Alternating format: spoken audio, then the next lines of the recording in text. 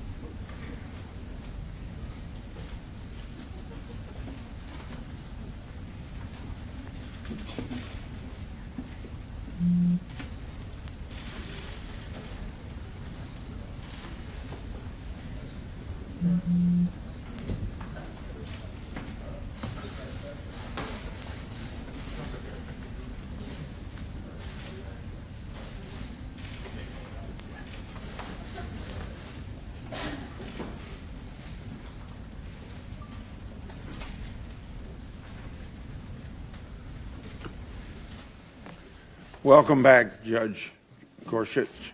Glad to have you back, and I'm sure you're glad to be here. Good morning, everybody. I'd like to welcome everyone, and especially our nominee, as I just did. This is day 2 of the Supreme Court nominees hearing. We have a long day in front of us, so we'll immediately turn to members' questions. It's my intention to get through all members' first round of questions today, so it's important that we all stick to our time limits so that we can stay on that schedule. I realize that 10 hours is a long time for you to sit there and answer questions for 20 of us, so I'm going to defer to you when you might need a break.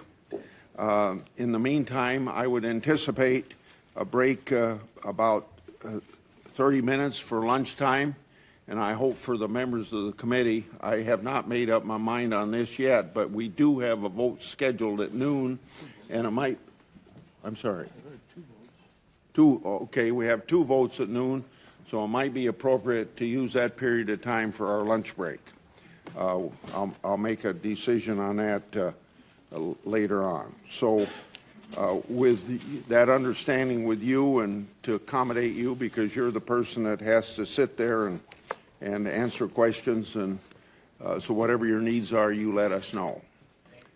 I started yesterday morning, Judge and audience, with Justice Scalia's comments that our government of laws and not men is the pride of our constitutional democracy.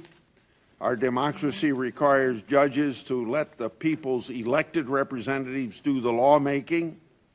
You, Judge, said that Justice Scalia's great accomplishment was to, quote you, remind us of the differences between judges and legislators, end of quote. Legislators, in other words, consult their own moral convictions to shape law as we best think it to be. But you said that judges can't do those things, rightly so from my point of view. Our Constitution is also a charter of liberty. Justice Scalia said that our Constitution guarantees our liberties primarily through its structure. That happens to be the separation of powers.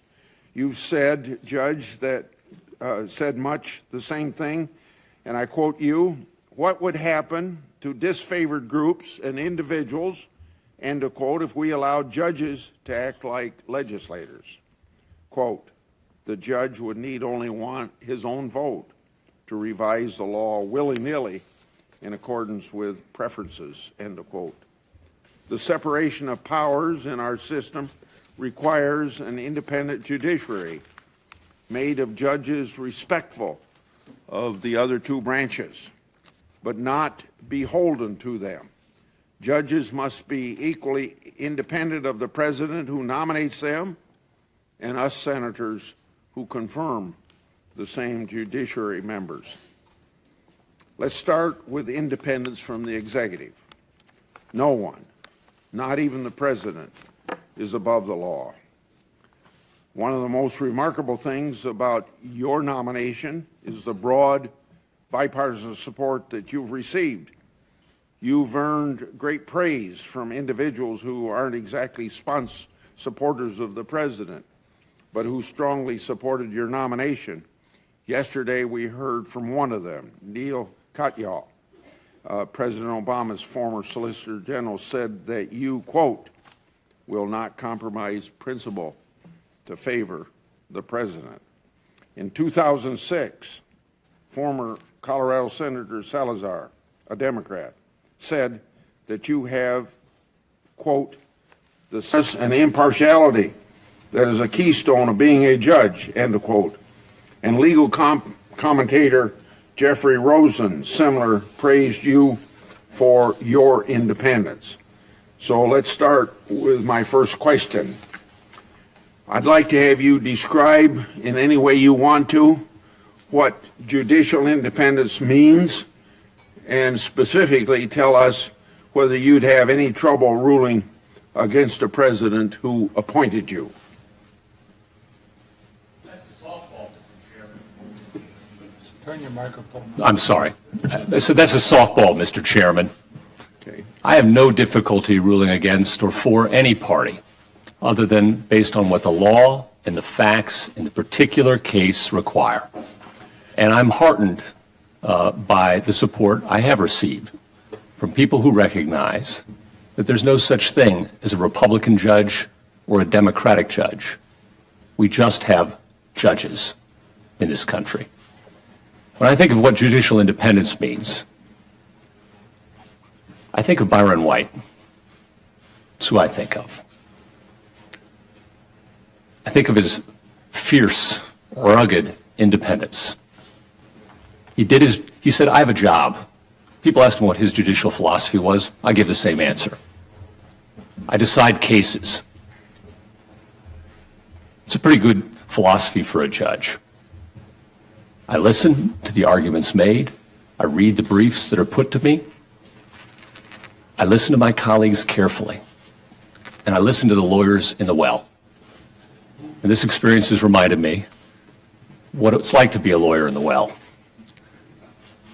It's a lot easier to ask the questions, I find, as a judge than it is to have all the answers as the lawyer in the well. So I take the process, the judicial process, very seriously. And I go through it step by step, and keeping an open mind through the entire process as best I humanly can. And I leave all the other stuff at home. And I make a decision based on the facts and the law. Those are some of the things judicial independence means to me. It means to me the judicial oath that I took to administer justice without respect to persons, to do equal right to the poor and the rich, and to discharge impartially the duties of my office. It's a beautiful oath. It's a statutory oath written by this body. That's what judicial independence means to me. Happy to talk about the separation of powers, too, if you'd like, Mr. Chairman, which you referenced in there, or I'm happy to answer another question, entirely up to you. Well, your record made clear that you aren't afraid to fulfill your role independently, and you just emphasized that. You vacated orders of administrative agencies acting outside their authority, and you ruled on cases where Congress has overstepped its bounds. So I think you can maybe speak about the separation of powers, but at the same time, maybe you could give me a couple of your cases that demonstrate your commitment to that independence of the executive branch of government. Sure. On the first point, I have decided, as I noted yesterday, over 2,700 cases. And my law clerks tell me that 97% of them have been unanimous. 99% I've been in the majority. They tell me as well that according to the Congressional Research Service, my opinions have attracted the fewest number of dissents from my colleagues of anyone I've served with that they studied over the last 10 years. Now, the Congressional Research Service speculates whether that's because I'm persuasive or I believe in collegiality. I don't see why it has to be a choice. My law clerks also tell me that in the few cases where I have dissented, that I'm as likely almost to dissent from a Democrat-appointed colleague as a Republican-appointed colleague. And that's, again, because we don't have Democrat or Republican judges. And according to the Wall Street Journal, I'm told that of the 8 cases that they have identified that I've sat on that have been reviewed by the United States Supreme Court, our court was affirmed in 7 of them. Now, I think Louise might argue for the 8th. Okay. Because in that case, the Supreme Court didn't like a procedural precedent of our court that as a panel we were bound to follow. So they remanded it back. We decided on the merits as the court instructed. Cert denied. 8 out of 8. On the separation of powers, it is, Mr. Chairman, the genius of the Constitution. Madison thought that the separation of powers was perhaps the most important liberty-guaranteeing device in the whole Constitution. And this is a point of civics that I do think maybe is lost today, how valuable the separation of powers is.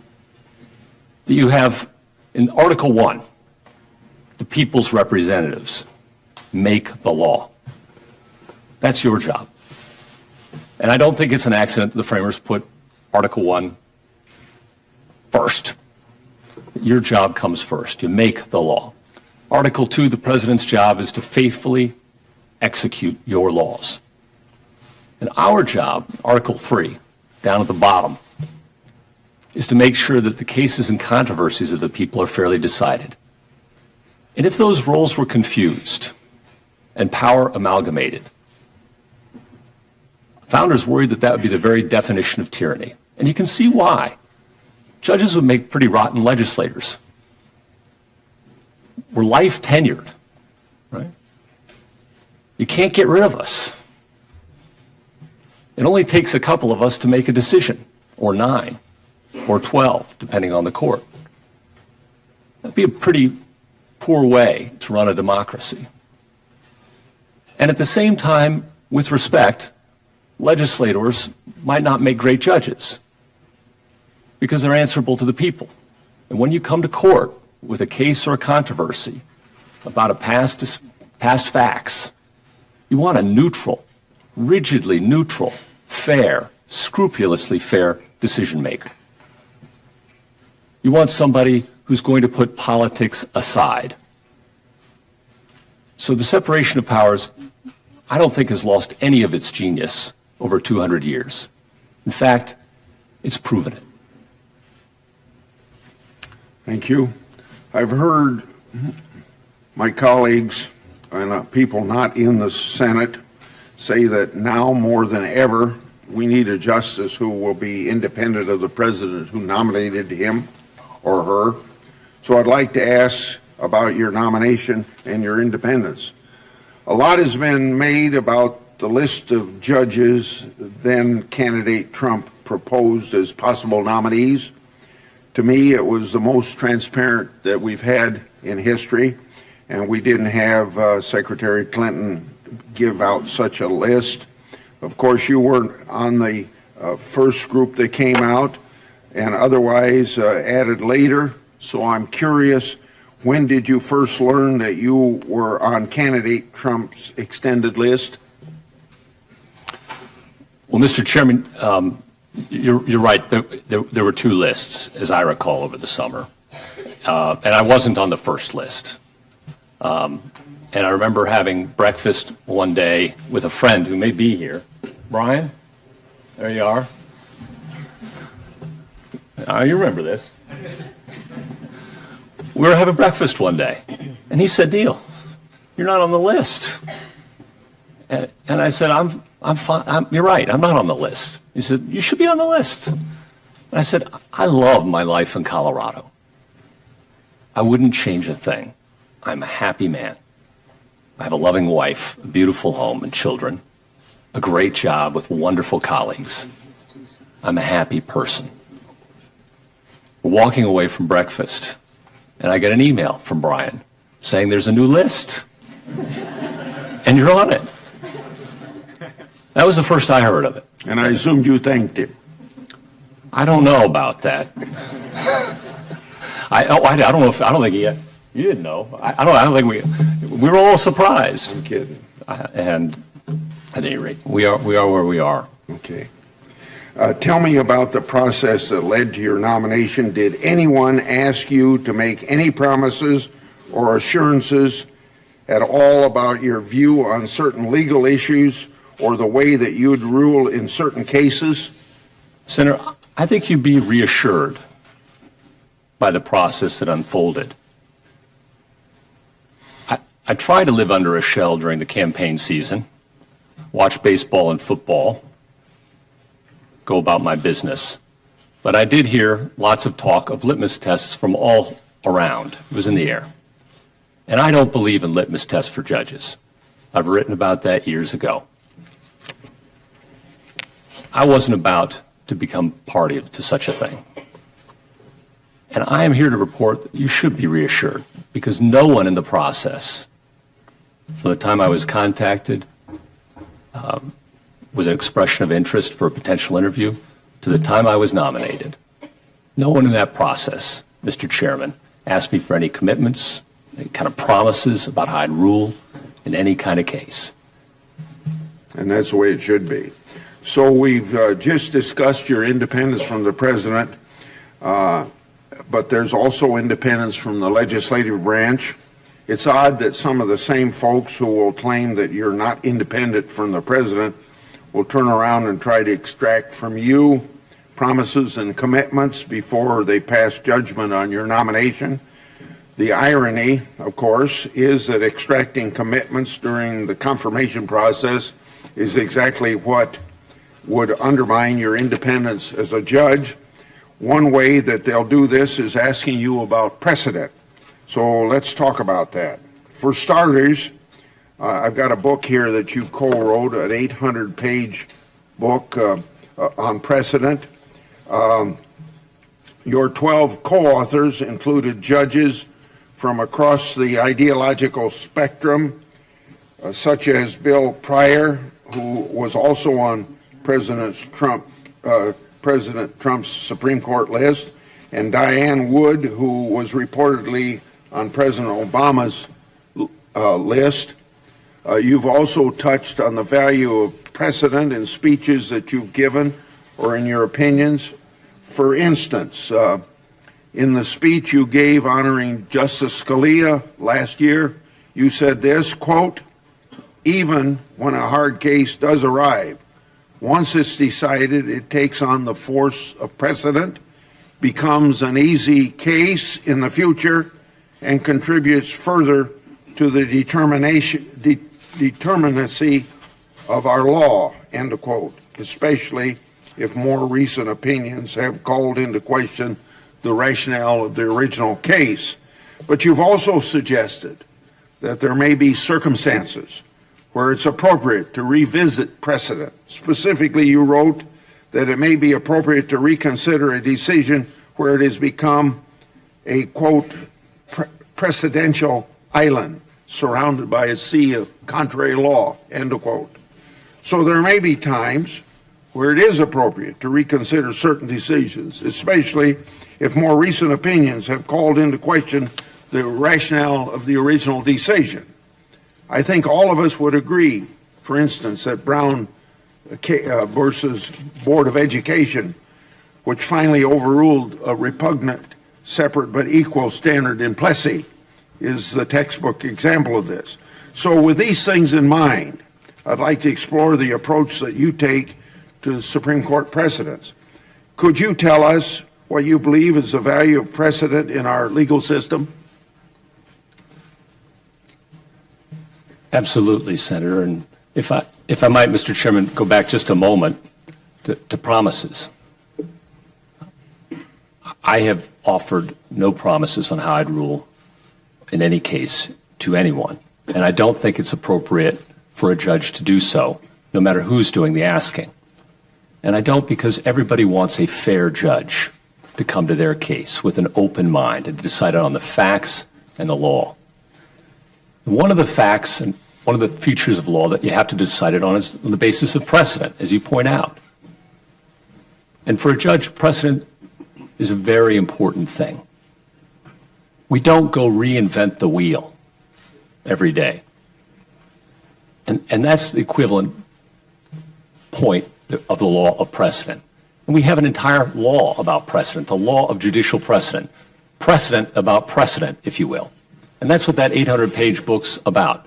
It expresses a mainstream consensus view of 12 judges from around the country appointed by, as you point out, presidents of both parties, great minds. Justice Breyer was kind enough to write a foreword to it. It makes an excellent doorstop. And in it, we talk about the factors that go into analyzing precedent, any consideration of precedent. And there are a bunch of them. You've alluded to some of them. The age of the precedent, very important factor.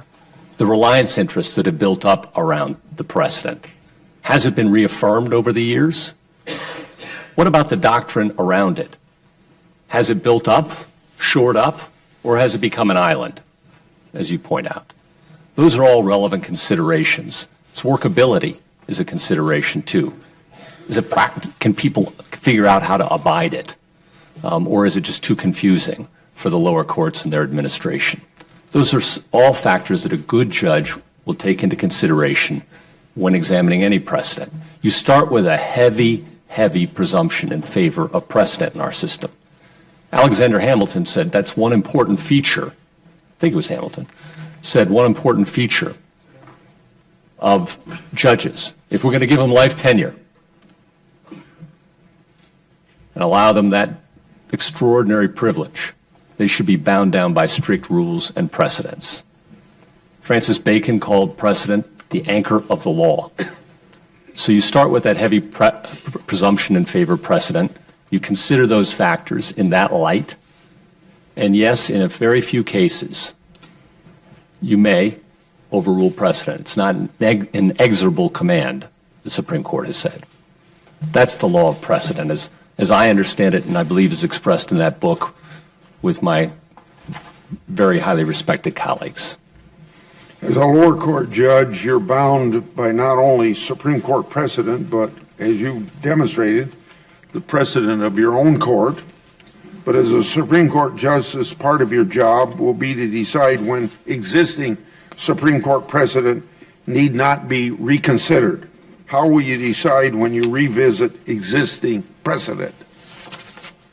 Mr. Chairman, I don't think the considerations change.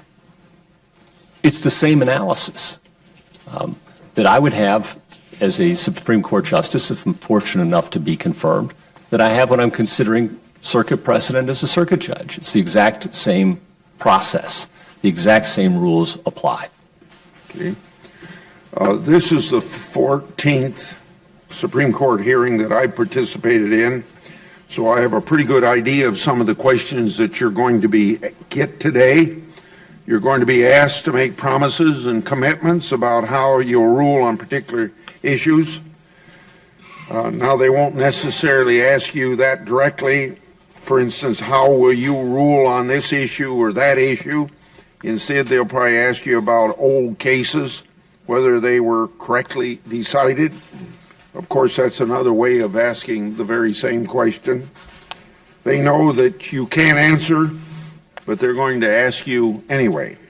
I've heard justices nominated by presidents of both parties decline to answer questions like these.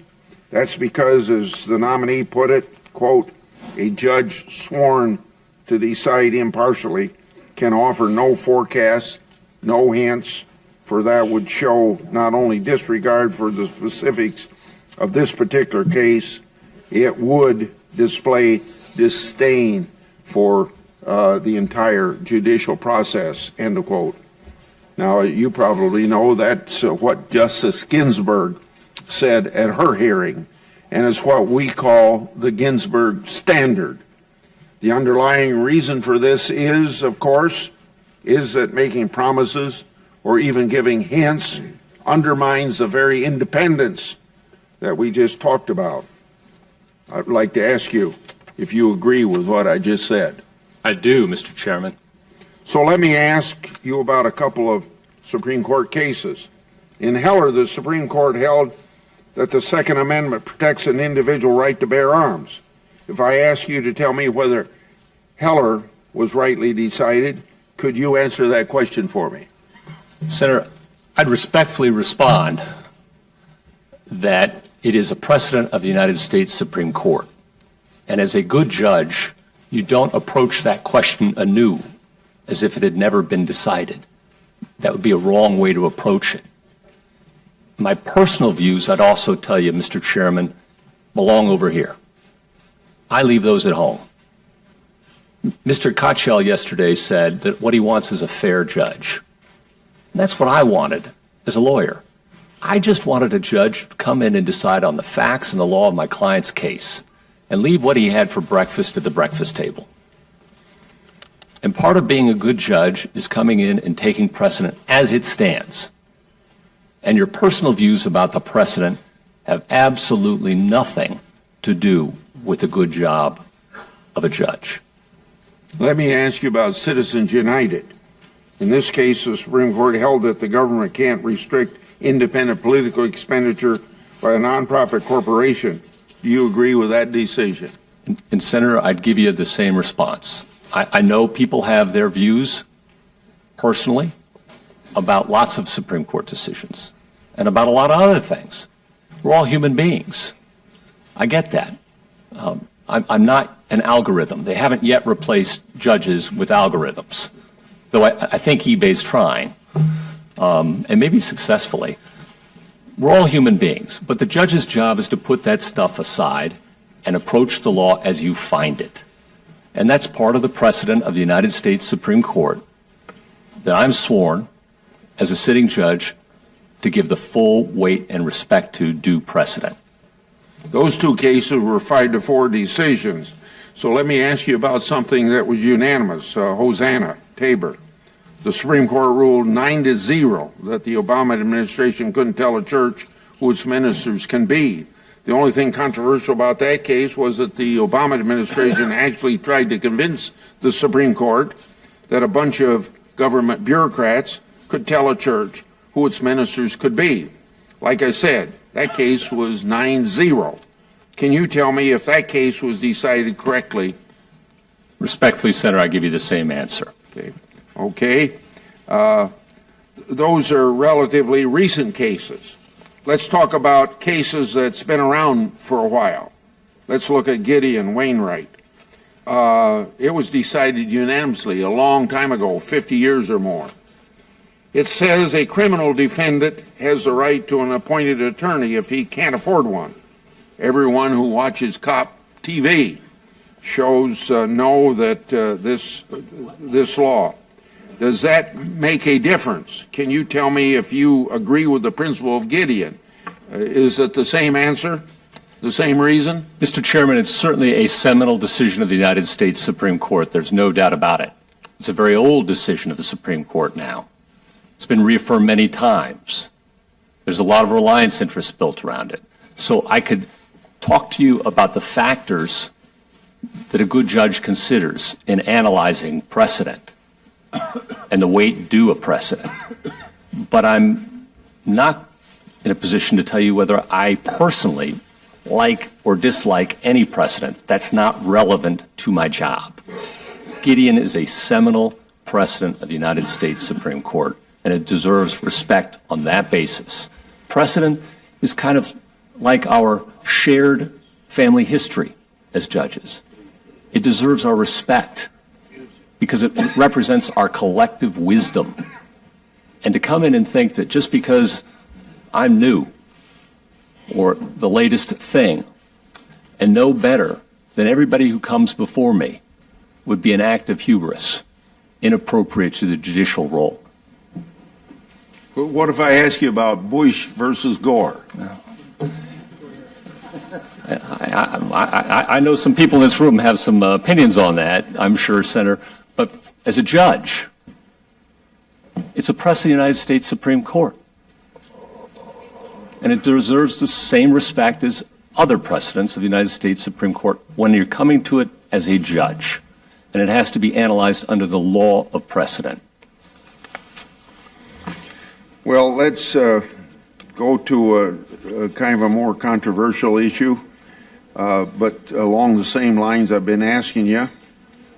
I think the case that most people are thinking about right now, and the case that every nominee gets asked about, Roe v. Wade, can you tell me whether Roe was decided correctly? Senator, again, I would tell you that Roe versus Wade, decided in 1973, is a precedent of the United States Supreme Court. It has been reaffirmed. The reliance interest considerations are important there, and all of the other factors that go into analyzing precedent have to be considered. It is a precedent of the United States Supreme Court. It was reaffirmed in Casey in 1992 and in several other cases. So a good judge will consider it as precedent of the United States Supreme Court, worthy as treatment of precedent like any other. What about Griswold, which was decided a few years before Roe, the case where the court found constitutional right to privacy? Can you tell me your views on Griswold? Senator, it's a precedent that's now 50 years old. Griswold involved the right of married couples to use contraceptive devices in the privacy of their own home. It's 50 years old. The reliance interests are obvious. It's been repeatedly reaffirmed. All very important factors, again, in analyzing precedent. Well, I think I'm going to stop questioning, but I'd kind of sum up what you and I just talked about in regard to precedent, so everybody understands the principles that are at stake here. There are two reasons why you can't give your opinion on these cases. One, I believe, is independence, and the other one is fairness to future litigants. Is that the way you see it? It is, Senator. If I were to start telling you which are my favorite precedents or which are my least favorite precedents, or if I viewed precedent in that fashion, I would be tipping my hand and suggesting to litigants that I've already made up my mind about their cases. That's not a fair judge. I didn't want that kind of judge when I was a lawyer, and I don't want to be that kind of judge now. And I made a vow to myself I wouldn't be. That's the fairness problem. And then the independence problem. If it looks like I'm giving hints or previews or intimations about how I might rule, I think that's the beginning of the end of the independent judiciary. If judges have to make effectively campaign promises for confirmation. And respectfully, Senator, I haven't done that in this process, and I'm not about to start. Thank you. I'll yield back 8 seconds. Senator Feinstein. Thank you very much, Mr. Chair. Welcome, Judge, and good morning. Good morning, Good to Senator. see you again. Since we're on Roe, I wasn't going to begin with this, but I well recall the time we spent in my office, and we talked about precedent, and in my opening remarks, I indicated that if anything had super precedent, Roe did in terms of the numbers, and I've put that in the record. Here's why it becomes of concern. The president said that he would appoint someone who would overturn Roe. You pointed out to me that you viewed precedent in a serious way in that it added stability to the law. Could you elaborate on the point that you made in my office on that? I'd be delighted to, Senator. Part of the value of precedent, it has lots of value. It has value in and of itself because it's our history. And our history has value intrinsically. But it also has an instrumental value in this sense. It adds to the determinacy of law. We have lots of tools that allow us to narrow the realm of admissible dispute between parties so that people can anticipate and organize their affairs. It's part of the reason why the rule of law in this country works so well. We have statutes, we have rules, we have a fact-finding process and a judicial system that's the envy of the world. And precedent is a key part of that because, as the chairman pointed out when he quoted a piece of mine, once a case is settled, that adds to the determinacy of the law. What was once a hotly contested issue is no longer a hotly contested issue. We move forward. And Senator, the value of that is the United States Supreme Court takes something like 70 or 80 cases a year. That is a tiny fraction of all the disputes in our federal legal system, right? Right. My law clerks tell me it's something like 0.001%. And they're unanimous in those cases which have divided circuit judges. That's why the Supreme Court largely takes the case, because it's divided us. It's one of the rare cases where we disagree. They're unanimous 40% of the time. One other question. Sure. Do you view Roe as having super precedent? Well, Senator, a super precedent is in numbers, 44. It has been reaffirmed many times. I can say Yes. that. Yes. Yes, dozens. All right. I would like now to take you back to 2005 when you were in the Justice Department, and I want to explain to you why I'm going here. This has to do with torture. The Intelligence Committee was informed in 2006, and Attorney General Gonzalez played a role in this, of the nature of the enhanced interrogation techniques, and we were given a very soft view. Senator Rockefeller became chairman of the committee in 2007 and began a study of 3 detainees and the enhanced interrogation techniques. When I became chairman in 2009, I added that, and we took all of the major detainees and looked at them in a 6-year study. The staff spent long hours analyzing every cable, every email, looking at more than 100 interviews, and essentially putting in a 7,000-page report, 32,000 footnotes, documenting where the information, there are no conclusions, they're just facts. That 7,000-page report has remained classified. I have read it. We have put out a 450-page summary, which is public. And in that summary, we indicate that those cases that the administration spelled out where torture produced operable intelligence was simply not so. We elaborate on that in the big report, and my hope is that one day, not too distant, that report will be declassified so the American people can actually see. But I wanted to ask you some questions along these lines. It's my understanding that the set of talking points were prepared for a press conference for the Attorney General on November 22nd, 2005. The talking points ask whether, and I quote, aggressive interrogation techniques employed by the administration yielded any valuable information, end quote. And in the margin next to this question, you handwrote one word, yes. What information did you have that the Bush administration's aggressive interrogation techniques were effective? Senator, I'd have to see the document. I don't recall. All right, I've been sitting here. that's fair enough. It's been a Why don't we do this? time. I'd be happy to share the documents with you.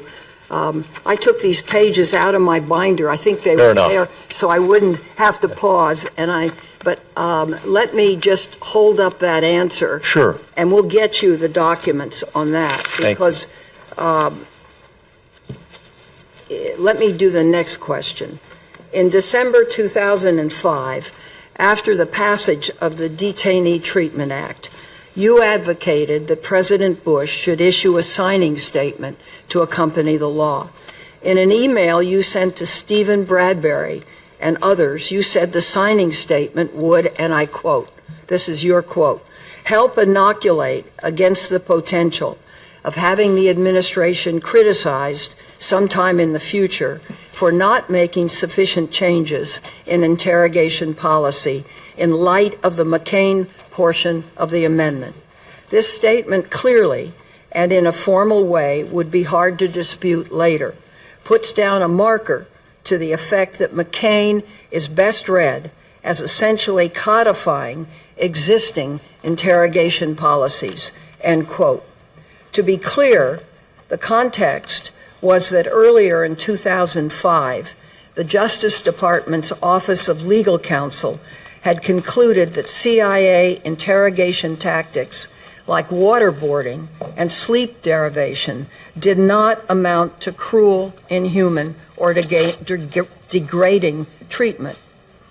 I read your email as advocating a continuation of these interrogation techniques, and worse, saying that Senator McCain's amendment actually codified them, which it did not.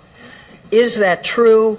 And doesn't it mean that when you wrote this email, you were condoning waterboarding as lawful?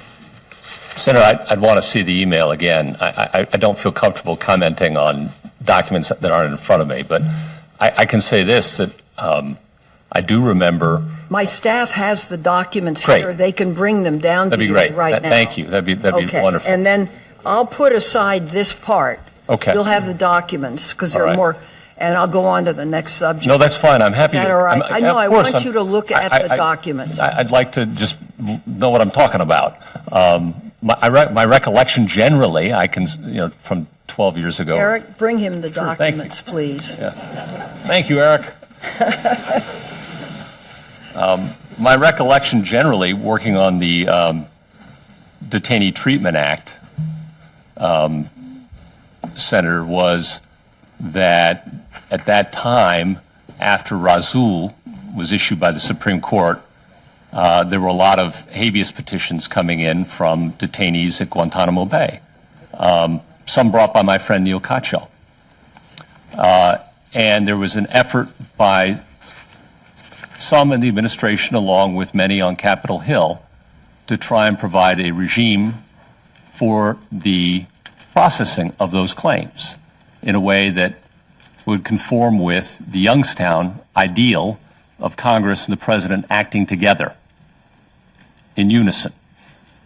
And that Senator McCain and Senator Graham put together legislation that emphasized that not only was torture unacceptable, which it always had been under U.S. law, but the cruel, inhuman, and degrading treatment was also unacceptable Let under me help U.S. you law. here. I know from the documents that you worked on the Graham effort. Yes. For example, a self-assessment that you wrote said that you, quote, helped coordinate the legislative effort on the Graham Amendment within DOJ and in consultation with DOD and others. That's absolutely right, Senator. I sure did, and I'm proud of it because we managed to come up with a bipartisan bill that I think passed this body with over 80 or maybe 90 votes, I don't remember, which did two things. One, affirmed this country's commitment to prevent cruel, inhuman, and degrading treatment. And second, which provided a regime that was agreed by the Congress and the President on how Guantanamo detainees should have their claims processed. Except, after you read the documents, just so you know, the conclusion that we come away with is that when the bill on the McCain Amendment was about to be voted on, you forwarded press articles explaining what having these two provisions together meant. That was the McCain Amendment prohibiting torture and confining it to the Army Field Manual. Yes. And the Graham Amendment, which would bar habeas. In other words, a detainee could not use the habeas corpus right to file in a court of law and challenge their conditions of detention. So that was looked at as offsetting McCain, but basically preventing habeas corpus from being used, and of course it was overturned by the court. Senator, you're absolutely right that it was eventually litigated, as all these things are. There was a bipartisan effort, and it was between the Department of Defense. The Department of Defense wanted congressional approval for something so that they knew what the rules would be. They were desperate to have some congressional involvement and investment in this process. And as a lawyer, that's all I was. I was a lawyer for a client, right? I was advising them on how to go about doing that legally in conjunction with Senator Graham's office and others. And it was a bipartisan effort, and we put together our best effort. The D.C. Circuit upheld it. The Supreme Court of the United States, eventually many, many years later, found that the process was insufficient. And that's the Boumediene case, as you know, Senator. But to say that there was no process would be inaccurate, too, because the Detainee Treatment Act had a long list of prescribed processes, and the question just simply was whether they were adequate enough under the suspension clause. And that was a close case that divided the court very closely. And I respect that decision as a president of the United States Supreme Court no less than any other, Senator. One last question on this. When President Bush signed the Detainee Treatment Act, he issued a statement that basically said he would only construe the law consistent with his powers as Commander-in-Chief.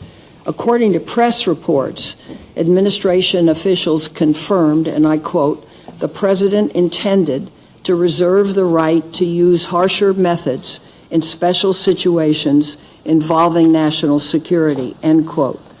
In other words, the signing statement reflected the President's belief that he had the power to not comply with the law he had just signed. According to emails, and this you'll verify, you were involved in preparing that signing statement, and you advocated for the issuance of the signing statement. They even showed you saying to the top State Department lawyer that Harriet Miers, the White House counsel, quote, "needs to hear from us. Otherwise, this may wind up going the wrong way." Well, Senator, I can tell you what I recall. I haven't read, Okay. I need to read the email, That's but fair enough. my loose recollection of something that happened, I think, 11, 12 years ago, is that there were individuals in maybe the Vice President's office who wanted a more aggressive signing statement along the lines that you've described, and that there were others, including at the State Department, who wanted a gentler signing statement. And my recollection sitting here, as best I can give it to you without studying the email, is that I was in the latter camp. John Bellinger, among others, I would have associated myself with there. And I don't know what was in the President's head when he wrote the signing statement. I can't tell you that. I don't know. I can only tell you what I remember, and I certainly would never have counseled anyone that they could disobey the law. Okay, I have no reason not to believe you, but if you will read those, Sure. and then in my second round, we'll go back to Sure. it. And I'd be very happy to, because I think you'll see that we didn't make this up. Senator, I'm not okay. suggesting you are, but there was a tug of war among parties in the I'm White sure House. of that. Right, and I wanted to know which side you were on. well, count me in with John Bellinger most of the time on these things. Okay. Okay. All right, and Okay. that's my recollection. And Matt Waxman would be another one. And so that's my recollection, Senator, sitting here, and I'll study these. Okay. Let me ask you a question on wiretapping. In December of 2005, news broke that President Bush had ordered the NSA to intercept the content of certain communications of Americans without a court order, outside of the requirements of the Foreign Intelligence Surveillance Act known as FISA. You helped prepare the public defense of the program. For example, in draft testimony that you prepared for Attorney General Gonzalez defending the program, you wrote this, quote, "These authorities are vested in the President and they are inherent in the office. They cannot be diminished or legislated away by other co-equal branches of government. Paul Clement, President Bush's Solicitor General, quote, found this proposition unconvincing, and it was removed from the testimony. Do you still believe that the President has inherent authority, this is important, to intercept the communications of Americans in the United States that cannot be legislated away by Congress? Goodness knows, Senator. Good. And I didn't believe it at the time. What I was serving at the time, as I recall, again, my recollection, and I'd be happy to review whatever you have before you, is that I was acting in the capacity as a speechwriter and taking material produced by the components that were responsible for litigating these issues, including Mr. Clement, Paul Clement, dear friend of mine, and the Office of Legal Counsel and others, and assembling it to put words in together that sounded like English. You know, and I think people like my writing, and that was my job. I think I was the scribe. Okay, let's move on. I'd like to go to the Heller case. When we met in my office, we discussed the Heller decision, which you said you were open to discussing since the case had been decided. At that time, you said you thought both the majority opinion written by Justice Scalia and the dissent written by Justice Stevens were brilliant examples of originalism, where both justices sought to explain the reasoning by looking at the original public meaning of the Second Amendment. Which decision did you agree with and why? Well, Senator, I think we've alluded to my difficulty here. I do think everything you've just said is accurate. Both Justice Scalia and Justice Stevens wrote excellent opinions in that case. I am not here, though, to grade my boss's work. That would be kind of impertinent of me, I suspect. And certainly I'm sure they would think so. I also worry that saying I agree with one or the other will indicate to clients or to litigants in future cases, because it's now a precedent in the United States Supreme Court. It's binding. It's the law. Whether we like it or not, it's the law. And if I start saying I like one opinion or I like the other opinion, all right, I'm signaling... I'll let you off the hook. Oh. Let me go to another one. Thank you, Senator. In D.C. v. Heller, the majority opinion written by Justice Scalia recognized that, and I'm quoting, of course the Second Amendment was not unlimited, end quote. Justice Scalia wrote, for example, laws restricting access to guns by the mentally ill or laws forbidding gun possession in schools were consistent with the limited nature of the Second Amendment. Justice Scalia also wrote that, quote, weapons that are most useful in military service, M16 rifles and the like, may be banned, end quote, without infringing on the Second Amendment.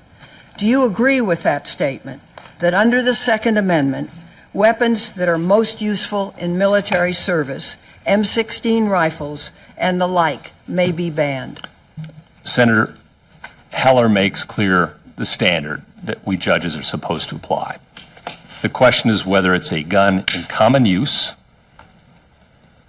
for self-defense, and that may be subject to reasonable regulation. That's the test, as I understand it. There's lots of ongoing litigation about which weapons qualify under those standards, and I can't prejudge that litigation. No, I'm just asking you, do you agree with his statement, yes or no? Are the statements out of the Heller decision from the United States? Justice Scalia's statement. Well, whatever's in Heller is the law, and I follow the law.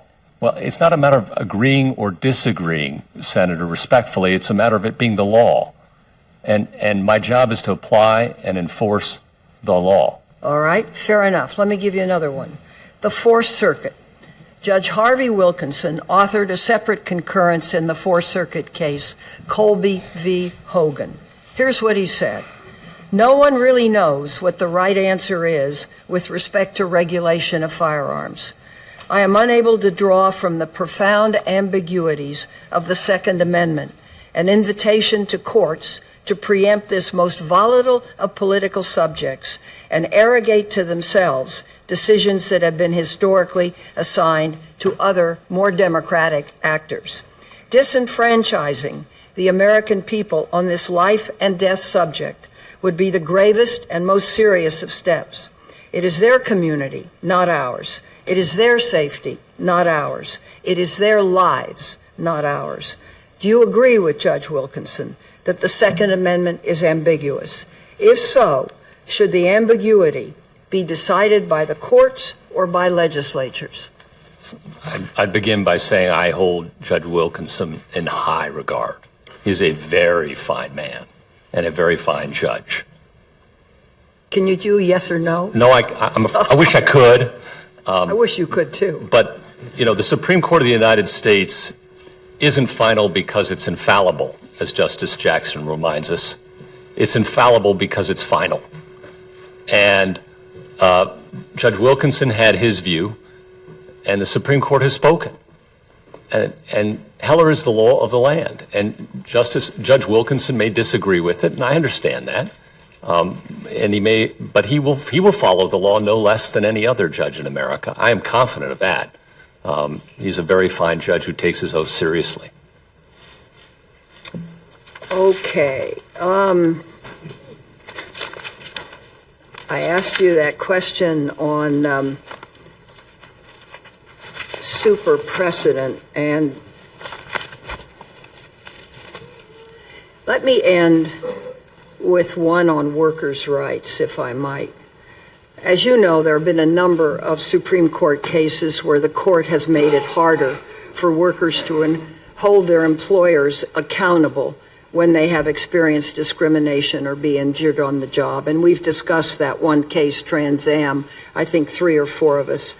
Let me give you a short list. Ledbetter versus Goodyear Tire, which limited the ability of women to seek equal pay. Gross v. FBL Financial Services, 2009, which made it more difficult to prove age discrimination. And the University of Southwest Texas Medical Center v. Nassar in 2013, which made it more difficult for employees to prove they've been retaliated against for reporting discrimination, including based on race, gender, national origin, religion, and other factors. Vance v. Ball, which made it more difficult for workers to prove just plain discrimination claims. As Senator Whitehouse pointed out, each of these cases was 5-4, and Justice Scalia voted with the majority against the employee in every case. President Trump and others have said, you are the next Scalia. So I think it's only fair to ask you, do you disagree with any of the majority opinions that Judge Scalia joined in these cases?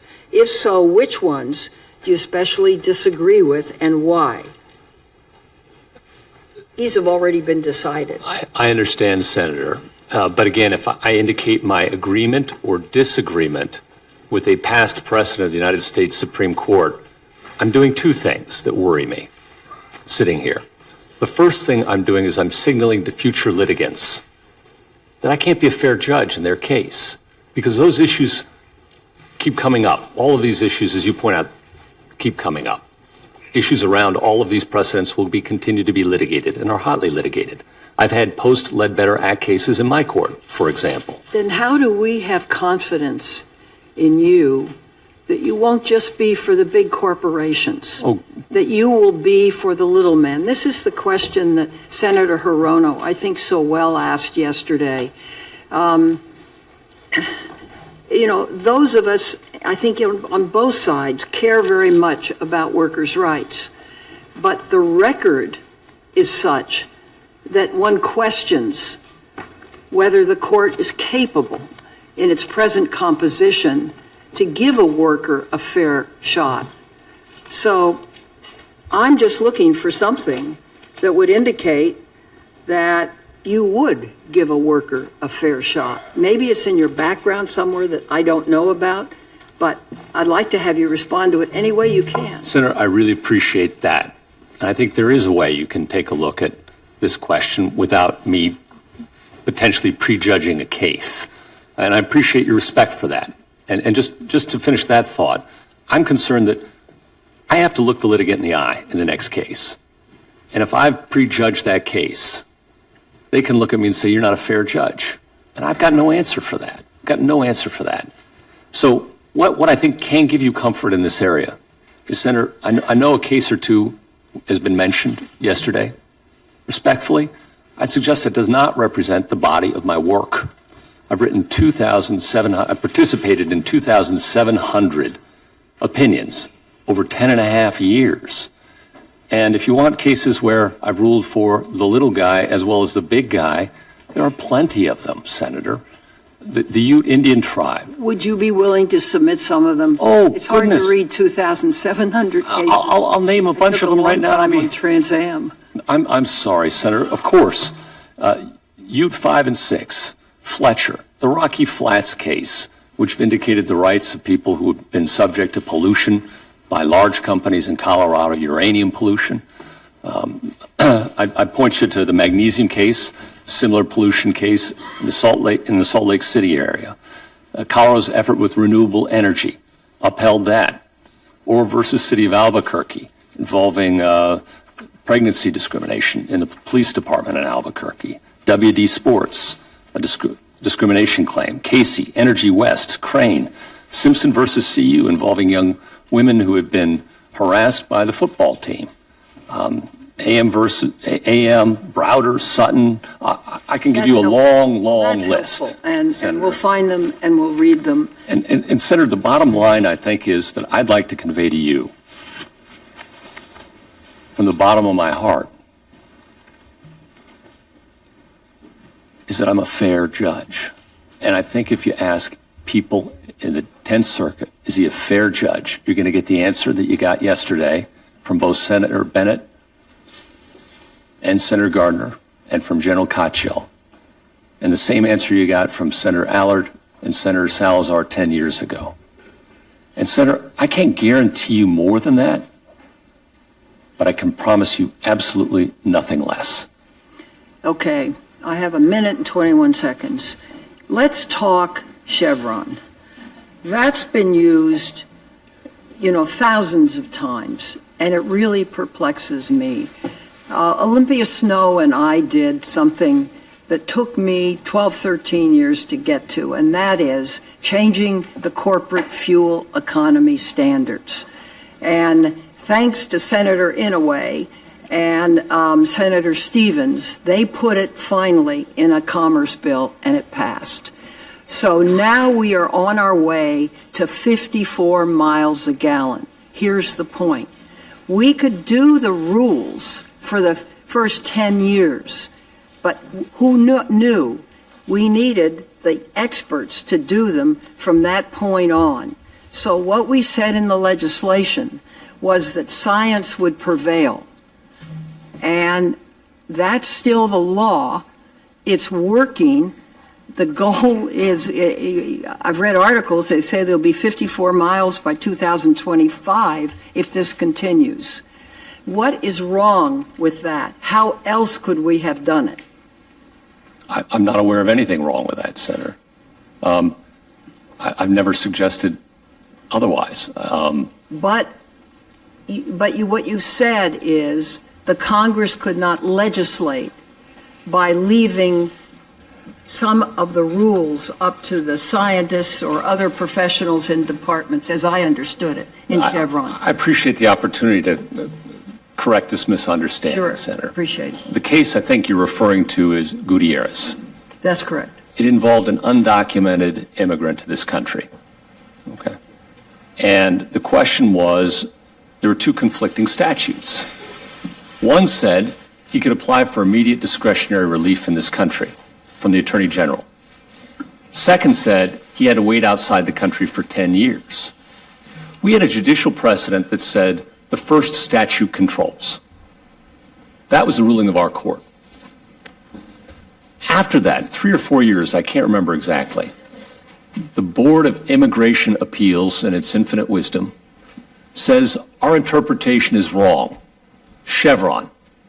You have to undo your precedent, the judicial precedent, that this man had relied upon, and that he now had to wait outside the country not just 10 years, but 13 or 14, because it took them so long to make up their mind.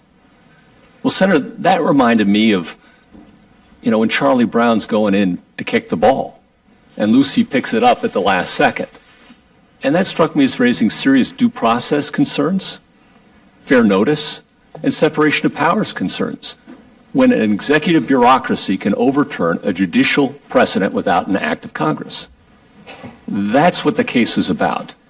And it suggested, respectfully, Senator, that under the APA, the Administrative Procedures Act, this body tasked judges to decide legal questions and left to administrative agencies great deference when it comes to fact-finding.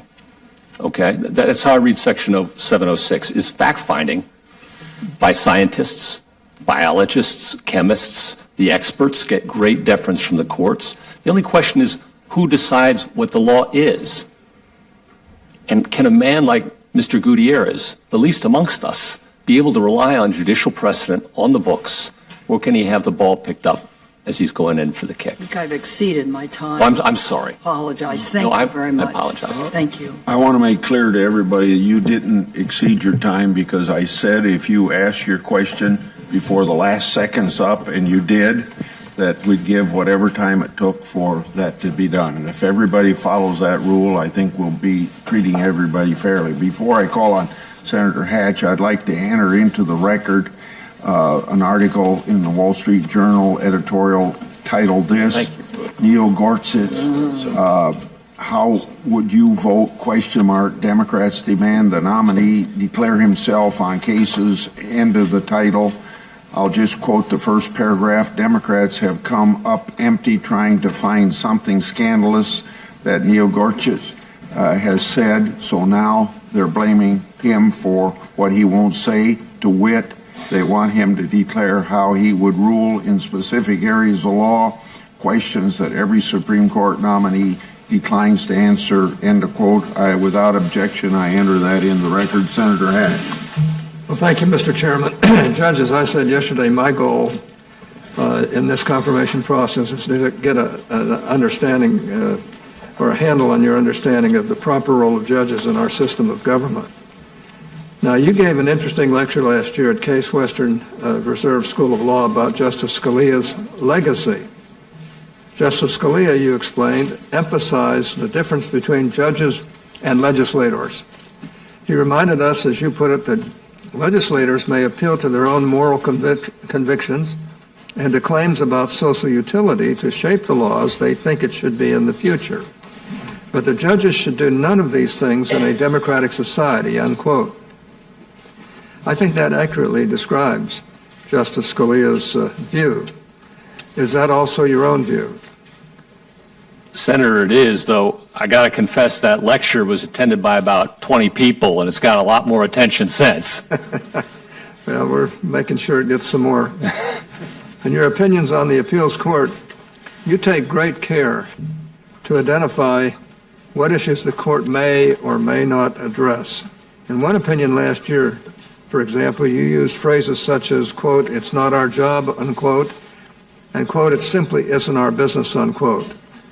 What is an appellate court's job, in your view? It is a limited but vital role in our separated powers. A judge is there to make sure that every person, poor or rich, mighty or meek, gets equal protection of the law. It is chiseled above the Supreme Court entrance in Vermont marble, though I believe the Lincoln Memorial is made out of Colorado marble.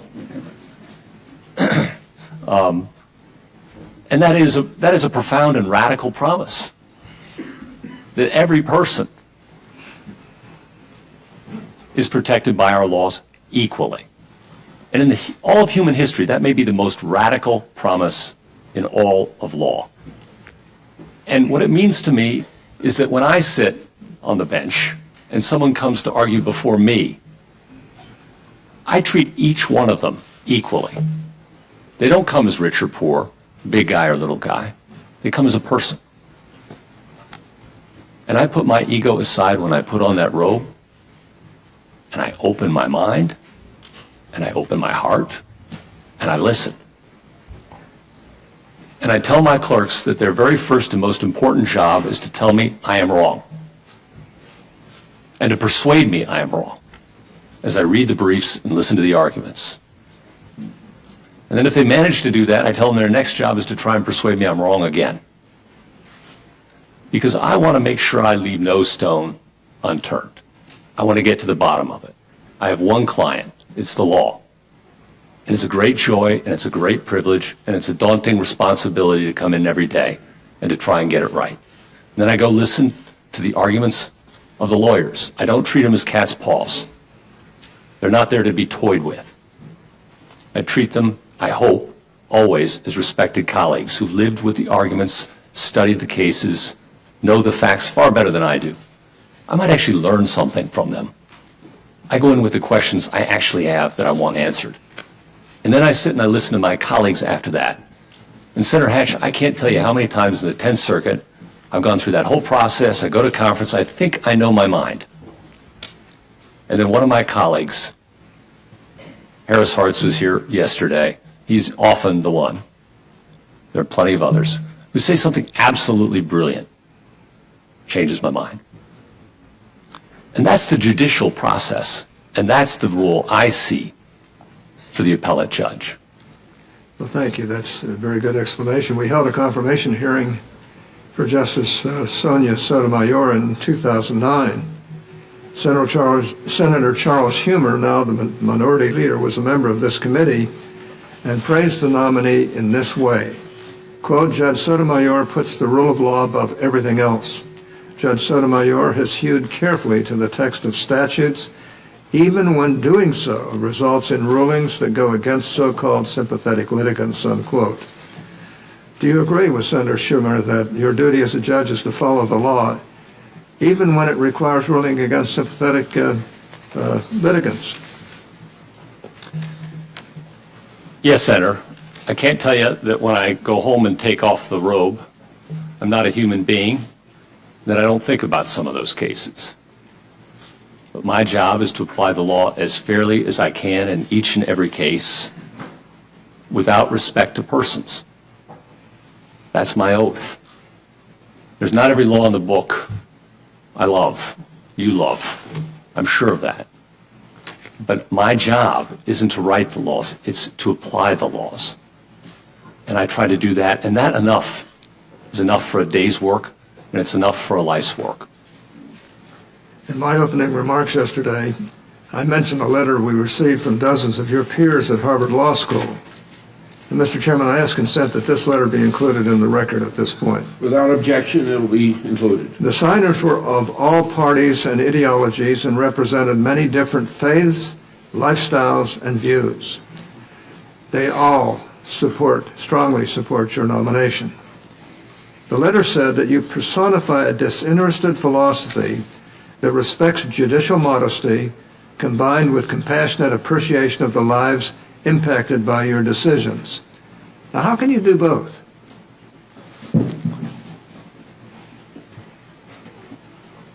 Senator, I'm just a person. And I remember how hard it is to be a lawyer. I remember what it was like to represent clients who had problems. I told my kids when they asked me what my job was when I was young, was to help people with their problems. And as a judge, I have to resolve their problems. One of the hard things about being a judge is that somebody has to win and somebody has to lose. You make half the people unhappy 100% of the time. That's the job description. But you have to believe in something larger than yourself and that you're part of something larger than yourself. And I believe in the rule of law in this country. And I believe in an independent judiciary as one of the keys to it. And I feel it has been a calling to be a part of it. And an honor. Well, the Fourth Amendment protects the right to be free from, quote, unreasonable searches and seizures, unquote. It was written in the late 18th century when the tools used by law enforcement to investigate crime and monitor suspects were radically different than they are today. In your view, how should a judge approach interpreting and applying constitutional provisions like the Fourth Amendment in cases where the technologies or methods at issue were obviously not even imagined by the founders? May I offer an example, Senator, I think Sure. might be helpful? Sure. I take United States versus Jones, a recent case from the United States Supreme Court involving whether police officers might attach a GPS tracking device to a car. Modern technology. How do you apply the original Constitution, written 200 years ago, to that? And the court went back and looked at the law 200 years ago. And one of the things it found was that attaching something to someone else's property is a trespass to chattels at common law and would be considered a search. And the court held that if that's a trespass to chattels and a search 200 years ago, it has to be today, though the technology is obviously different. So the technology changes, but the principles don't. And it can't be the case that the United States Constitution is any less protective of the people's liberties today than it was the day it was drafted. Well, you authored the opinion in Meshworks versus Toyota Motor Sales. This 2008 case applied principles from earlier cases involving photography, the relatively old technology to determine the intellectual property protections for digital modeling, a new medium. How should judges approach questions of intellectual property in cases that involve new technologies or new applications of old technologies? Should they confine themselves to analogous technologies, or may judges create new doctrines or case law that they believe better addresses the changing technological landscape? Well, Senator, I think it's actually a very similar sort of question, right? We look back, we find what the law was at the time, the original understanding, if you will, right? And we make analogies to our current circumstance. We judges love analogies. We work with analogies. And that's how lawmaking through the judicial process happens. That's proper judicial decision-making. It is a very different thing if you want to create a revolution in the area and change the law dramatically. That's for this body to do. It's for judges to interpret the law as best they can from the original understanding to current circumstances and apply it to current circumstances. So in Meshworks, that's exactly what we did. And looked at old case law having to do with copyright and applied it to digital media. Same principles from the beginning of the Copyright Act, just applied to a new medium. Well, several of your writings have called into question the so-called Chevron doctrine. It's been raised here already. Most Americans probably wonder why a Supreme Court nominee would talk about a gas station, but the concept of Chevron is very straightforward. It commands federal judges to defer to an agency's interpretation of the law. In effect, this deference allows unelected, unaccountable, bureaucrats to rewrite the law. Any middle schooler, however, should be able to see how Chevron is inconsistent with the basic duty of judges under the Constitution. As you probably know, I'm a Chevron skeptic and have led the fight to overturn this decision legislatively with my Separation of Powers Act. I introduced this bill last Congress with the support of several colleagues on this committee and will soon reintroduce it. Now, I chose its title for a reason. Reexamining Chevron is not about being anti or pro-regulation. Rather, it's about restoring the constitutional allocation of powers between the three branches. It's about maintaining fidelity to the laws passed by Congress and the exact bounds of authority granted to regulatory agencies. And it's about ensuring that the bureaucracy abides by the law no matter what its policy goals, liberal or conservative. Judge, do you agree that there's nothing extreme or inherently ideological when the Supreme Court said in Marbury versus Madison that, quote, it is emphatically the province and duty of the Judicial Department to say what the law is, unquote? Senator, Marbury versus Madison is the cornerstone of the law in this country. I don't know anybody who wants to go back and reconsider that. I hope not. I feel the same way. Last week, the New York Times reported that the primary line of attack against you is that you are, quote, no friend of the little guy, unquote. We've had that come up time and again in these proceedings in the last couple of days. Harvard Law School professor Noah Feldman, who does call himself a liberal, wrote an opinion piece on the subject that appeared last week on Bloomberg.com. He opens this way, quote, I don't know who decided that the Democratic critique of a U.S. Supreme Court nominee, Judge Neil Gorsuch, would be that he doesn't side with the little guy. It's a truly terrible idea.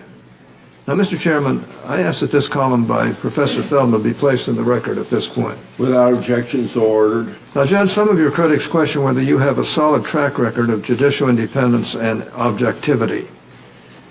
In particular, they question whether you would stand up to the current president if he were to exceed his authority under the Constitution and laws Congress has enacted. So, Mr. Chairman, I ask consent to place in the record an essay I wrote on the subject that appeared at scotusblog.com. Without objection, so ordered. Now, Judge, how would you respond to that type of criticism? Senator, a good judge doesn't give a whit about politics or the political implications of his or her decision. Decides where the law takes him or her fearlessly. I walk past every day a bust of Byron White in my courthouse. My courthouse is named for Byron White. And when I do that, I think about his absolute determination just to get it right, no matter where it took him. He said, it's a job. You do your very best and you go home. And that's how I approach things. And if you look at my record, Senator, respectfully, I think it demonstrates that. According to my law clerks, again, when I do dissent, which is very rarely, I do so in about equal numbers between judges who happen to be appointed by Democrat presidents and who happen to be appointed by Republican presidents. And I hate to even use those words because they're all just, to me, judges. I don't think of them that way. But my decisions have always been independent, regardless of who I'm agreeing or disagreeing with. And if I ruled against the government, my goodness, ask the U.S. Attorney's Office in Colorado. I give them a pretty hard time.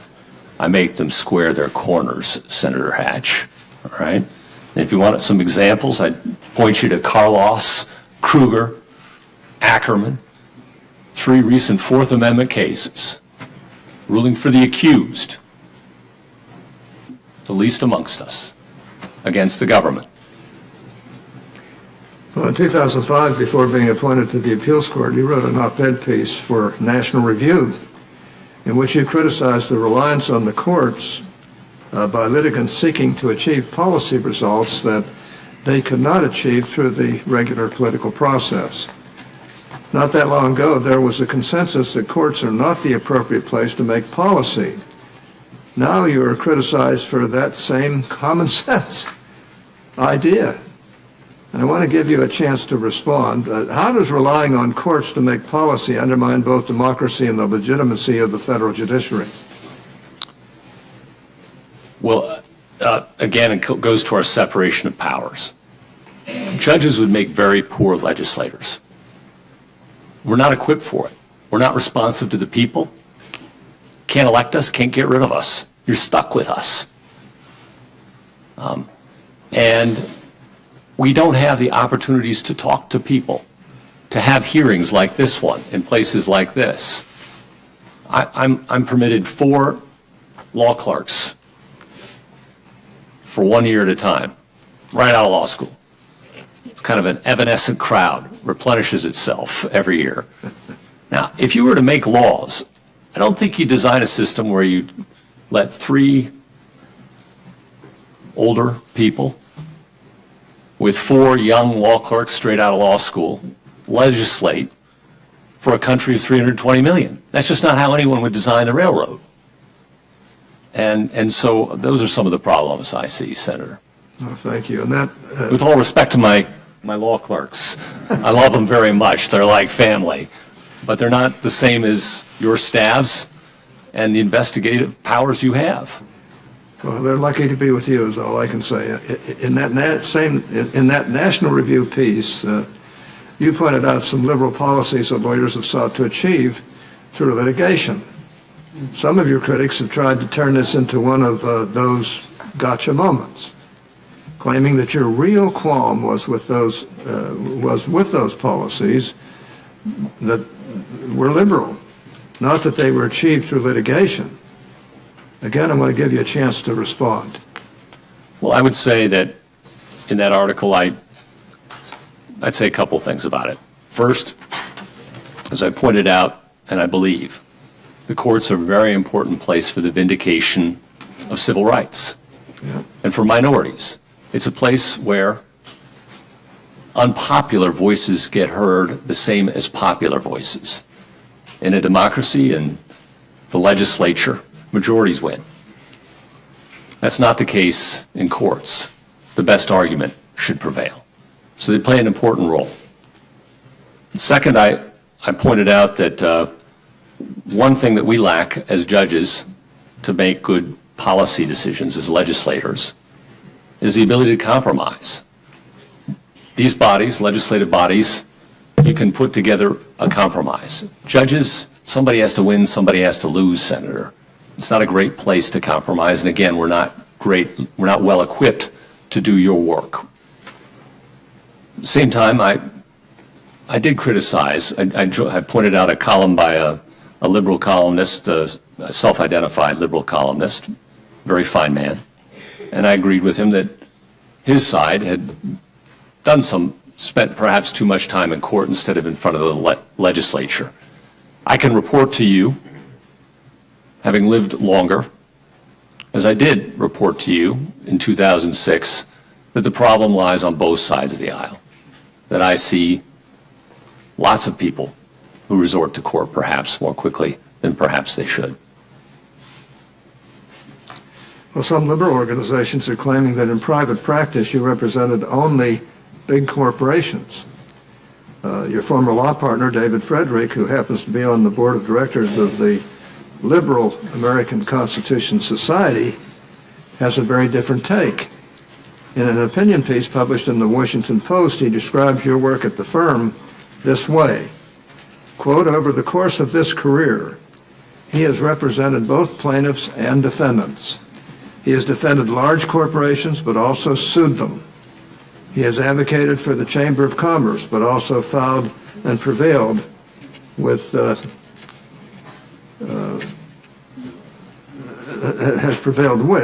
class actions on behalf of consumers. We should applaud such independence of mind and spirit in Supreme Court nominees," unquote. Now, Mr. Chairman, I ask consent that this column appropriately titled, quote, "There is no principled reason to vote against Gorsuch," unquote, be included in the record at this point. Mr. Chairman. Without objection, so ordered. Judge, is that an accurate description of your work in private practice? It is, and I'm grateful that David is here today with me. Well, I'm grateful he's here, too. Senator, I wanted to go to a place where I could represent plaintiffs as well as defendants, not pick one side of the V. I thought that would make me a better lawyer, and I'd see more of life that way. And I did. And we represented small plaintiffs. My very first trial, I represented a man who bought a gravel pit. And the prior owner wouldn't leave. And he stole the gravel. And we had to kick him out. And then he brought a bunch of lawsuits, or we thought malicious use of process, trying to kick my guy out. Well, we found old statute that said when you furtively mine another person's property, you get statutory damages. It was quite an unexpected find. It was like a 100-year-old law. No furtive mining, the no furtive mining statute. And we brought suit and we won a claim for conversion and malicious use of process, among other things, in county court. It may have been one of the highlights of my career when one of the jurors came up afterwards and said to me, "Son, you're a young Perry Mason." That was my first trial, Senator. I represented large defendants. I represented large plaintiffs as well, along with a very significant team, my partners. We won what was at that time, I don't know if it still is, they've probably done better now, the largest plaintiff side antitrust verdict that had been affirmed in American history. We represented class actions of consumers, some dry holes, some successful, all sorts of clients, individuals, companies, nonprofits, represented pension funds, public employee pension funds, a variety of clients. It was a great and wonderful practice, and I loved every minute of it. You're a person of great experience for your young age, I have to say. Liberal groups also claim that you favor employers over employees. In fact, they suggest that you are actually biased in that direction. An analysis published in the Stanford Law Review, however, came to a very different conclusion. Now, here's the conclusion. Quote, "After surveying his labor and employment decisions, it is clear that Judge Gorsuch does not favor or oppose employees, employers, unions, or the NLRB. His opinions do not show pro-labor or anti-labor tendencies," unquote.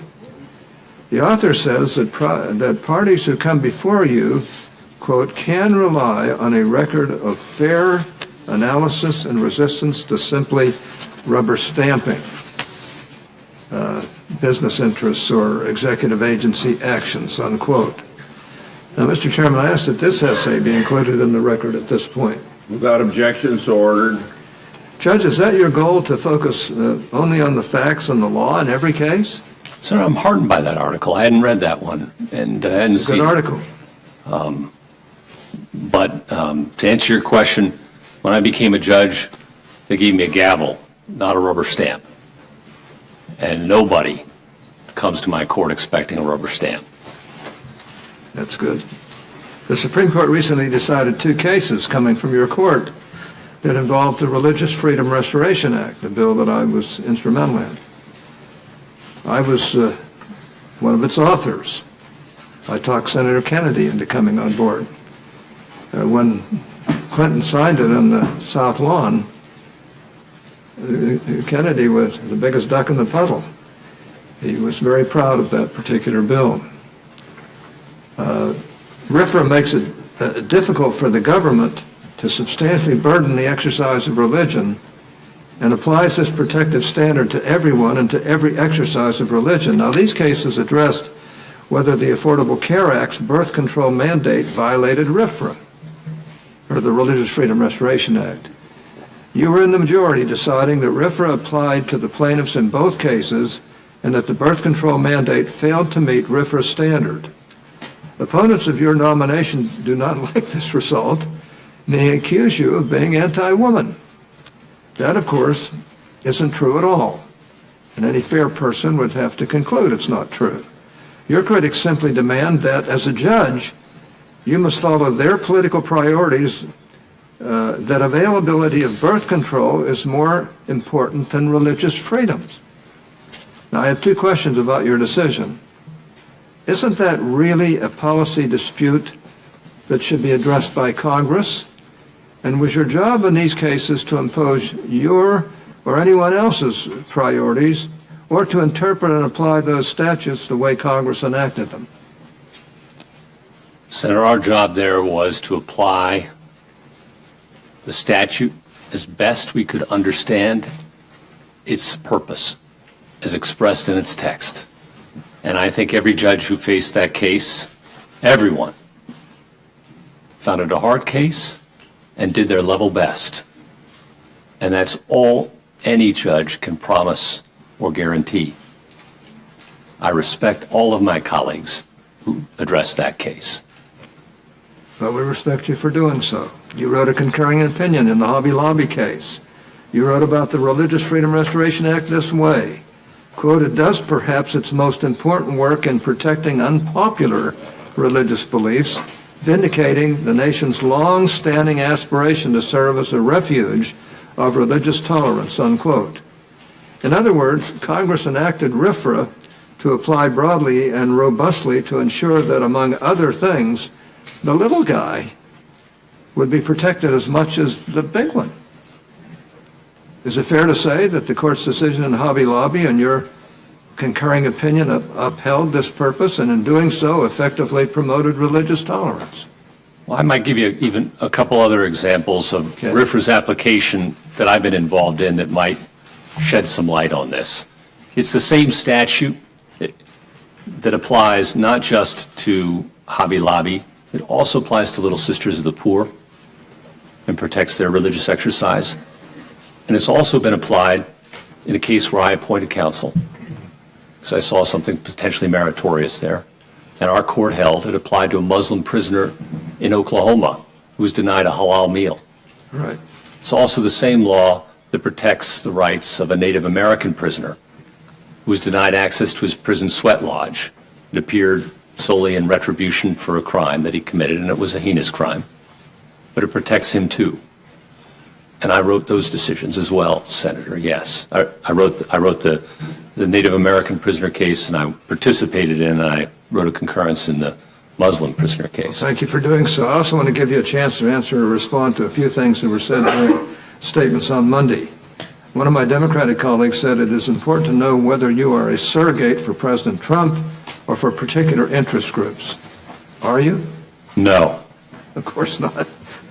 Another senator mentioned just a few of the thousands of cases in which you participated and said, quote, I'm troubled by the results in those cases, unquote. He never took issue with how you applied the law in those cases. He said only that the results troubled him. And as I described Monday in my opening statement, I've contrasted judges who focus on the process or arriving at a result with judges who focus on what they want the result to be. Which approach do you associate with? I associate myself with the approach I think all good judges attempt to follow the law wherever it leads. My time is up, Mr. Chairman. Sorry. Senator Leahy. Well, thank you, Oh, you're a star. Thank you. Judge Garland, and good to have you back. Now, you know from our earlier discussions, and I had told you very frankly that, of course, I felt that if the Republicans had followed the Constitution and practiced, Chief Judge Merrick Garland would be on the Supreme Court today. I also respected you for calling Chief Judge Garland when your nomination was announced. And I understand you respect him as a jurist, is that correct? Very much so, Senator.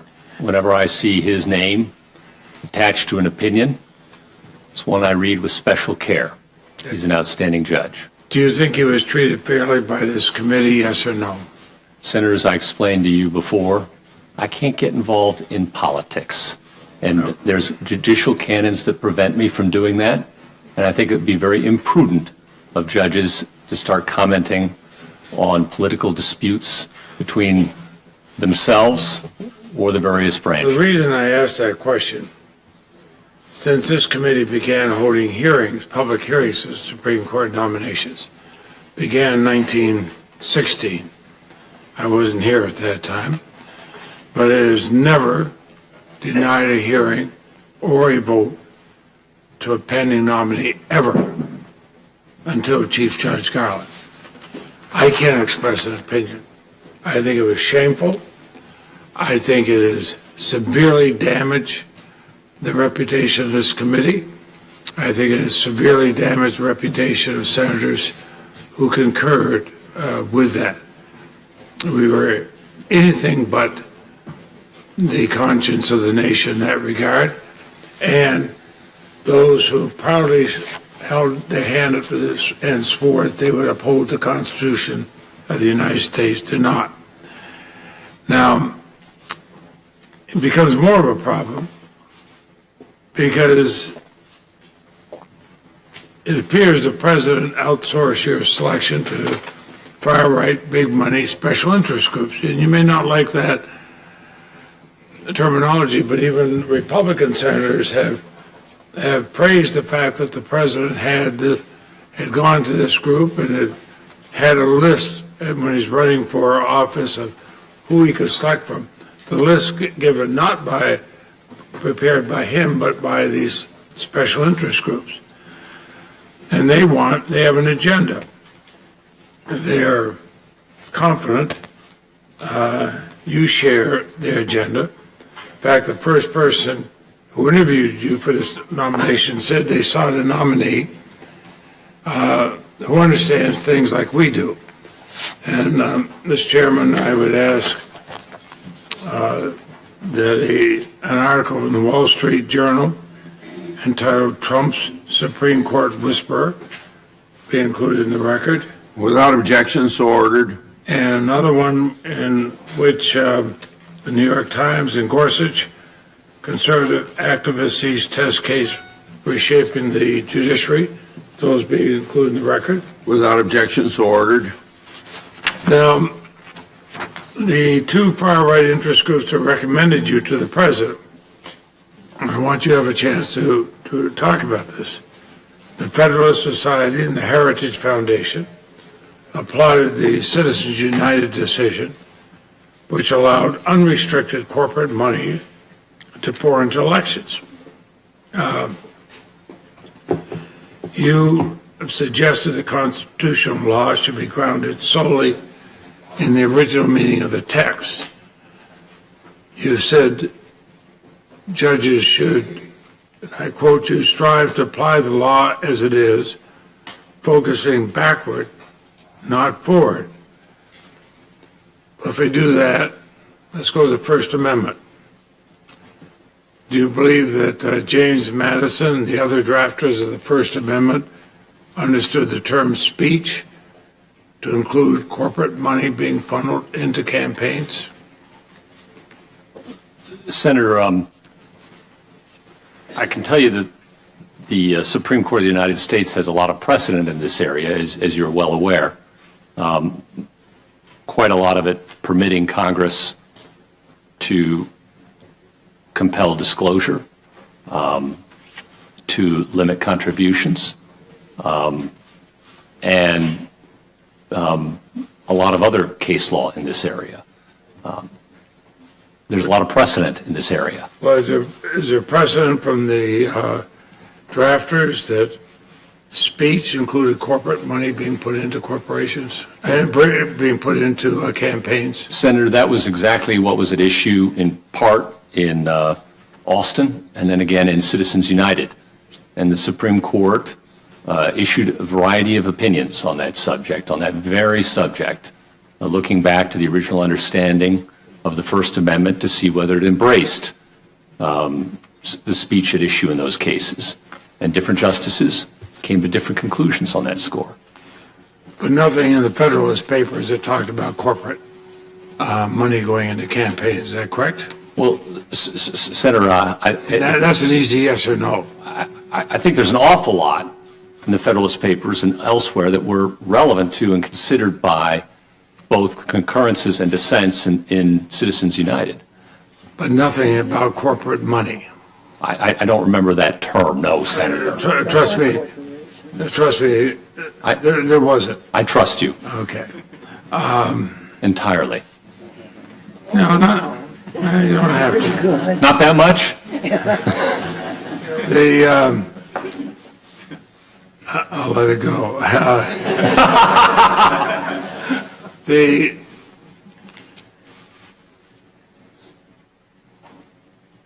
In Citizens United, Justice Kennedy indicated restrictions on campaign donations could only be justified by concerns about quid pro quo corruption.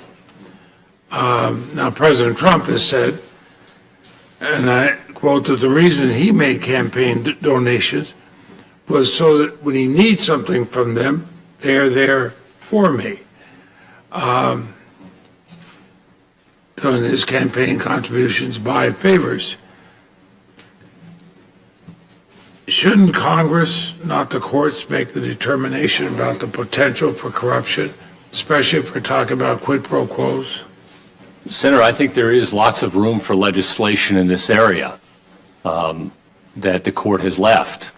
The court indicated that if, proof of corruption can be demonstrated, that a different result may obtain on expenditure limits. Unlimited, you don't believe that putting unlimited amount of money by somebody who has a particular interest in the outcome of actions by the Congress, putting unlimited amount of money into specific campaigns, that's not enough to show the intent to buy favors or enough to show corruption? I'm not sure I tracked the question, Senator. I'm sorry. If you have corporate money that is basically unlimited under Citizens United, it can be funneled through various special interest groups. Does that at least raise concerns about quid pro quo corruption? I think after Citizens United made clear that quid pro quo corruption remains a vital concern and a subject for potential legislation. And I think there is ample room for this body to legislate, even in light of Citizens United, whether it has to do with contribution limits, whether it has to do with expenditure limits, or whether it has to do with disclosure requirements. There's if somebody were out and out buy a vote or buy a favor, we'd all agree that's corruption, is it not? I think Justice Kennedy would agree with you, yes. Well, would you agree with me? I'd follow the law. And that's my understanding. That would certainly fall within my understanding of the When law. I was a prosecutor, we'd call that corruption. All right. I'll trust you there too, Senator. And I did.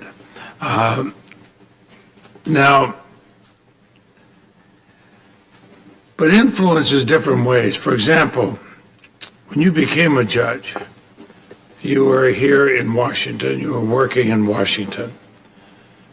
I understand there were 3 extremely well-qualified Coloradan women attorneys who were on the short list being considered by the Bush White House. The Denver Post then did a profile of these women. At that point, and your name was not on that list, at that point, a billionaire conservative donor intervened. He lobbied the White House to appoint you. You were his lawyer, he liked you. He made donations to the same far-right interest groups that were on the list that recommended you to President Trump. Are these areas of concern? Senator, with respect to my nomination, as I recall, I'm talking about the circuit. yeah, as I recall, all of my clients, or an awful lot of them, came out of the woodwork to say nice, supportive things about me. And Phil Anschutz was one, and I think there's probably letters in there from the fellow with the gravel pit, too. Which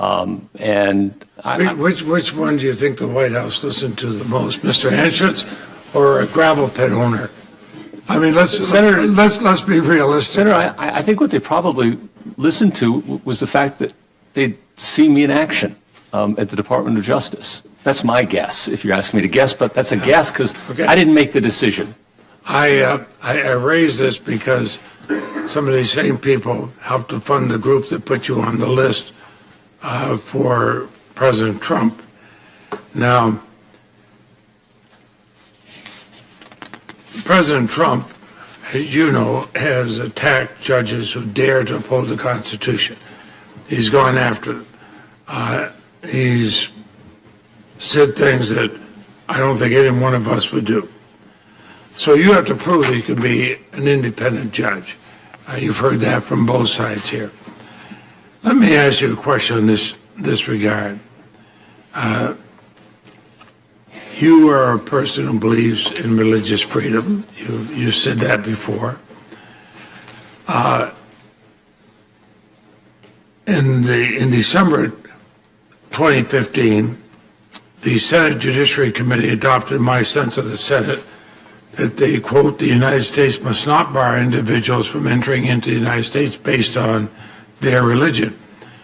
This passed almost every senator, with the exception of then Senator Sessions and a couple others, voted for it. Now, does the First Amendment allow the use of a religious litmus test for entry into the United States? Senator, that's an issue that's currently being litigated actively, as you know. Well, and I'm not asking about the litigation in the Ninth Circuit or anything else. I'm asking about the fact, is a blanket religious test, is that consistent with the First Amendment? Senator, we have a free exercise clause that protects the free exercise of religious liberties by all persons in this country. If you're asking me how I apply it to a specific case, I can't talk about that for understandable reasons. Well, could the president... The understandable reasons, just so you know, I'm frank and candid with you as I can be. Senator, when you asked me to apply it to a set of facts that look an awful lot like a pending case in many circuits now. I'll try hypothetical. Would the president have the authority to ban all Jews from the United States or all people that come from Israel? Senator, would that be an easy question? We have a constitution, and it does guarantee free exercise. It also guarantees equal protection of the laws and a whole lot else besides. And the Supreme Court in Zavidas has held that due process rights extend even to undocumented persons in this country. Okay? I will apply the law. I will apply the law faithfully and fearlessly and without regard to persons. How about I don't care. regard to religion? Anyone, any law is going to get a fair and square deal with me. My job as a judge is to treat litigants who appear in front of me as I wished to be treated when I was a lawyer with my client, large or small. I didn't want them discriminated against because they were a large company or a small individual with an unpopular belief. And that's the kind of judge I've tried to be, Senator. And I think that's my record. Well, Judge, let me ask you this. Do you agree with me that there should not be a religious test in the United States? I need to know more specific. Well, let me give you an example. Should there be a religious test to serve in the military? Oh, Senator, that would be inappropriate. Yes, that's against the law. That's against the law. Or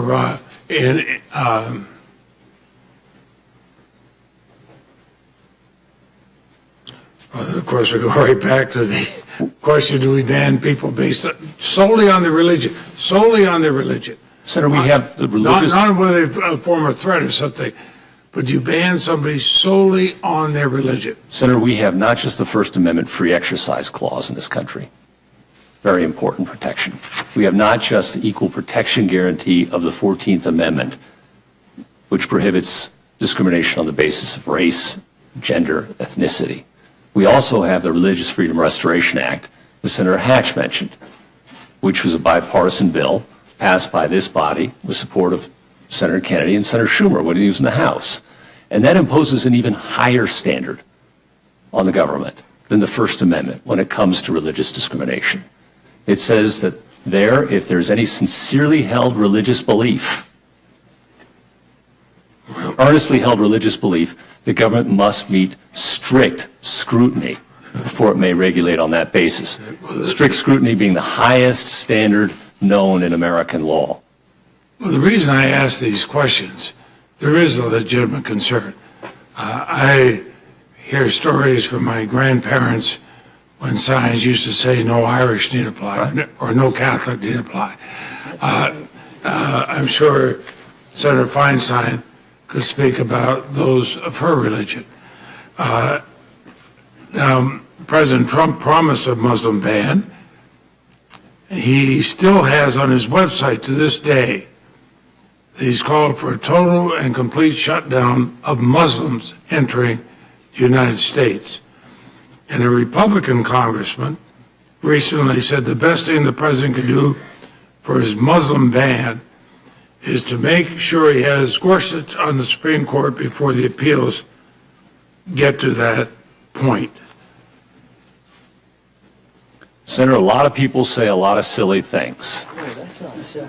My grandfather, That's more than silly. That's this congressman wants you on the court so they can uphold a Muslim ban. Senator, he has no idea how I'd rule in that case.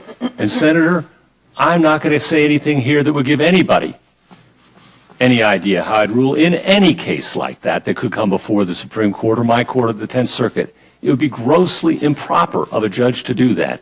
It would be a violation of the separation of powers and judicial independence if someone sitting at this table, in order to get confirmed, had to make promises or commitments about how they'd rule in a case that's currently pending and likely to make its way to the Supreme Court. Well, is our president's national security determinations, are those reviewable by the court? Senator, no man is above the law. Okay. Because they've asserted that their national security determinations are unreviewable by the courts. I've heard other presidents say that in the past. I disagree when they say that. Do you disagree? Senator, as a judge, So I apply the law, and the law here, I think, is Youngstown. I looked at Justice Jackson, okay? And Justice Jackson wrote a brilliant opinion in Youngstown. Now, it's really important to know who he was. He was the fiercest... I wrote a paper on that. I know you did. I know it. I know you did. Well, I know we talked about it. And, here was the fiercest advocate of executive power as FDR's Attorney General.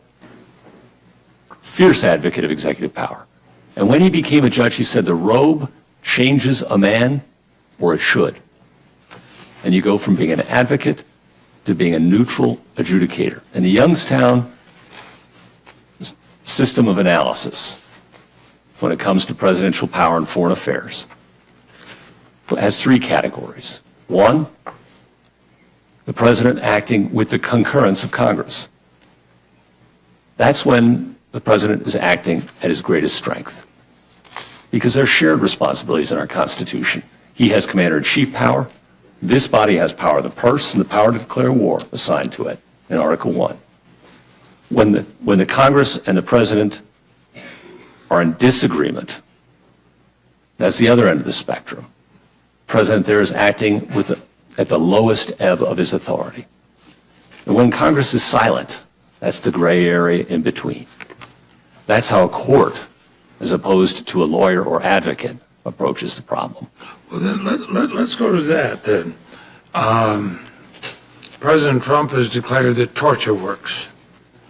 And he said, I quote him, bring a hell of a lot worse than waterboarding, close quote. A 2002 memo authored by Jay Bybee from the Office of Legal Counsel claimed that any effort by Congress to regulate the interrogation of battlefield combatants would violate the Constitution's sole vesting of the commander-in-chief in the president. Now, considering the fact that Congress has passed a law on this, what controls? Well, we have a convention against torture and implementing legislation which ban torture.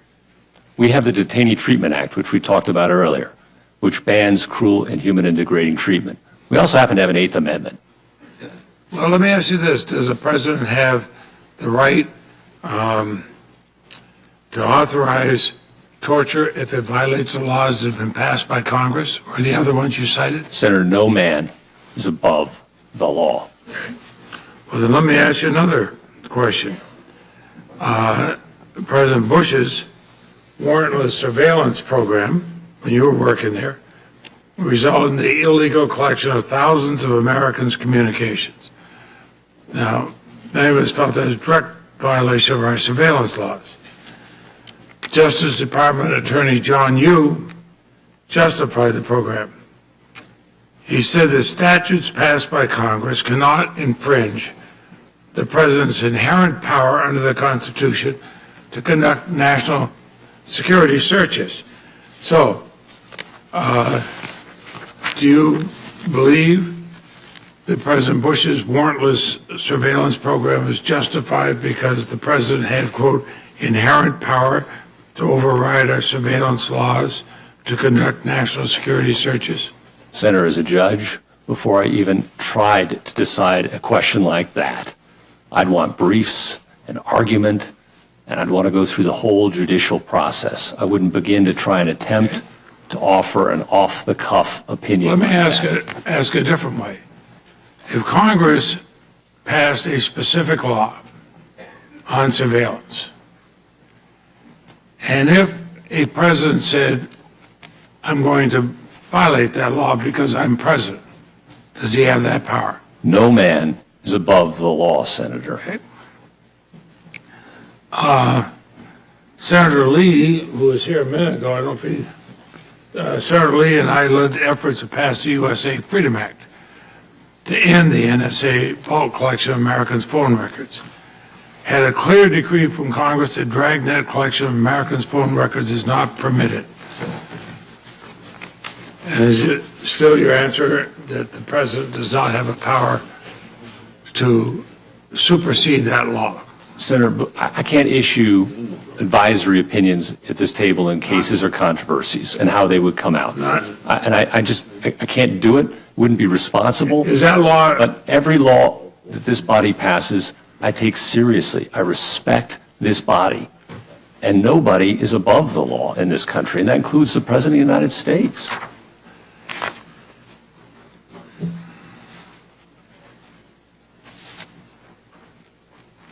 Well, when you were there, and I don't know whether these are among the things that Senator Feinstein gave you, but when Jay Bybee wrote, any effort by Congress to regulate the interrogation of battlefield combatants would violate the Constitution's sole vesting of the Commander-in-Chief in the President. And you appear to have advocated for a similar view when you attempted to give President Bush the flexibility not to be bound by Senator McCain's legislation. Senator, my recollection is that Mr. Bybee was long gone from the department before I ever showed up, and that by the time I got there, the department and the president were willing to work with Congress to try and establish a regime that would govern operations at Guantanamo. That's my recollection, and my role was a lawyer and predominantly overseeing litigation filed by others against the government. I had a role as a lawyer, a significant one, but I was not a policymaker, Senator. Were you involved in Hamden versus Rumsfeld? Did you put that together? Senator Hamden, I recall, was a decision that passed in the first instance on the Detainee Treatment Act. So to the extent I was involved in providing advice as a lawyer about the Detainee Treatment Act, I'm sure yes. Okay.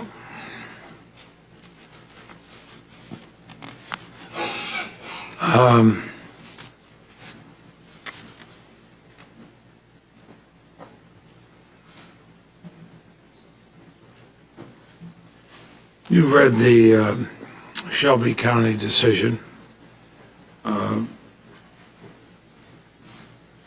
If you were on the court, which side would you have voted with? Senator, I admire the various ways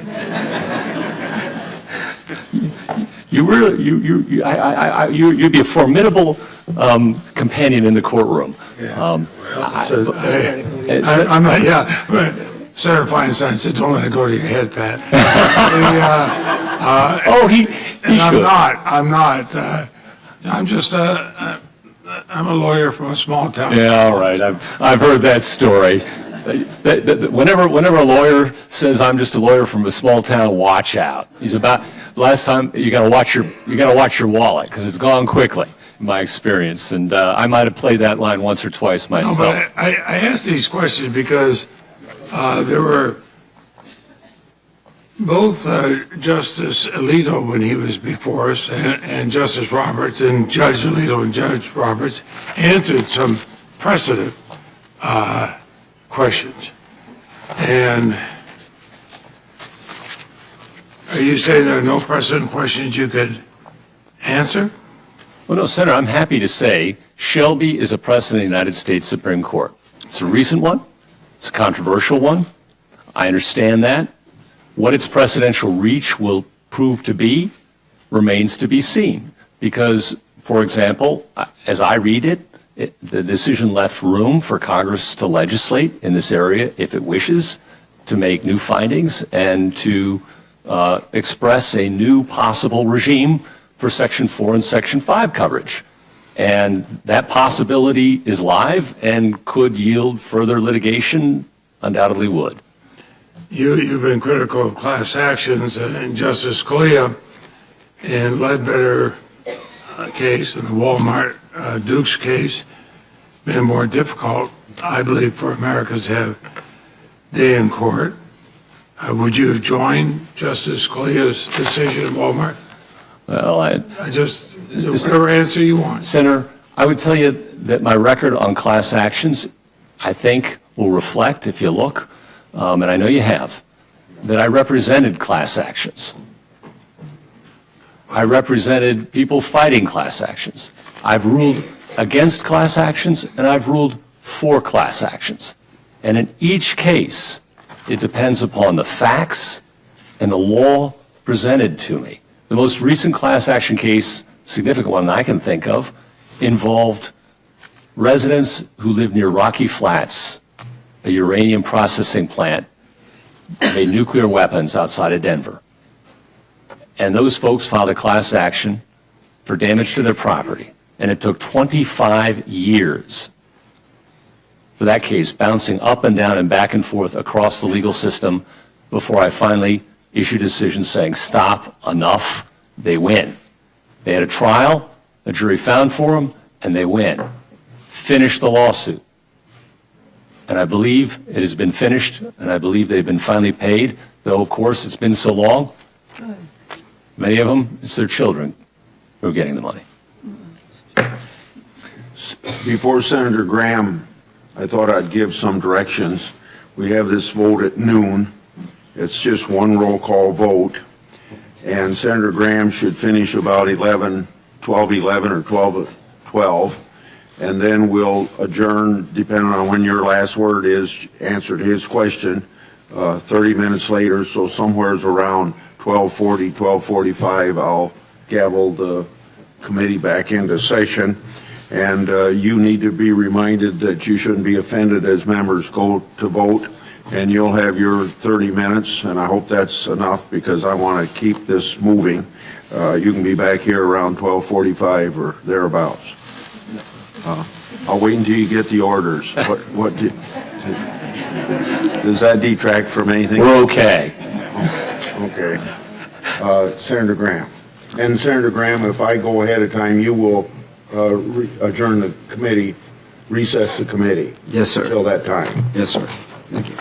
Well, Judge, I want to read a statement here that I associate myself with. I certainly don't want you to have to lay out a test here in the abstract, which might determine what your vote or your test would be in a case you have yet to see that may well come before the Supreme Court. Does that sound like a reasonable standard? Yes, Senator. That's what Senator Leahy said on July the 21st, 1993. I think it was good then. I think it's good now. You're not a political person. I am, so I'm going to take a bit of a moment here to talk about the fairness of what's going on in terms of you and just Judge Garland. Judge Garland was a fine man. I'm sure I would have voted for him. At the time his nomination came about, we were in the middle of selecting a new president. We're in the last year of President Obama's term. To my Democratic colleagues, I want to remind you of some things that people on your side have said.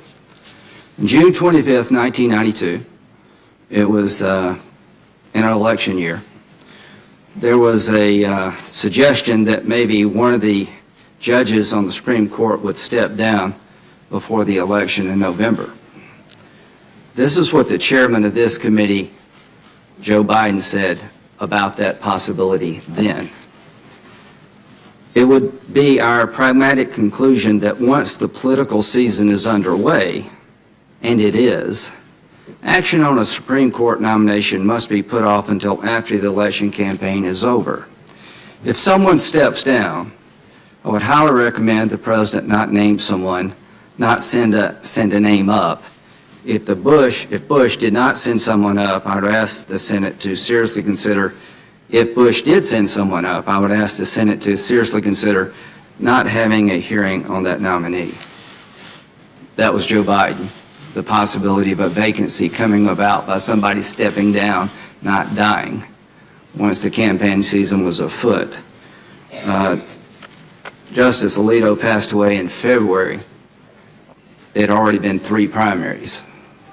The campaign season, in my view, was afoot. This is what Senator Reid said on May 19th, 2005. The duties of the United States Senator set forth in the Constitution of the United States. Nowhere in that document does it say the Senate has a duty to give presidential nominee a vote.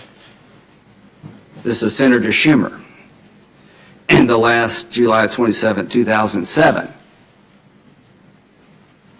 We should reverse the presumption of confirmation. We should not confirm any Bush nominee to the Supreme Court except in extraordinary circumstances. That was the last year of President Bush's last term. To my Democratic colleagues, on November the 21st, 2013, you decided when you were in charge of this body by a 52 to 48 vote to change the rules of the United States Senate with the nomination of executive branch appointments and all judges below that of the Supreme Court. I'm not going to ask you whether you think that was fair or not, because that's not your job. I will say to the public, I thought it was incredibly unfair. I thought it was a power grab by our Democratic colleagues that will change the nature of the judiciary for the rest of our lives. Because what you have done is you made it that you can confirm a judge now within one party if you have over 50 votes, not having the requirement to reach across the aisle to pick up a vote or two, which is a moderating influence. That is lost forever for all judges below the Supreme Court.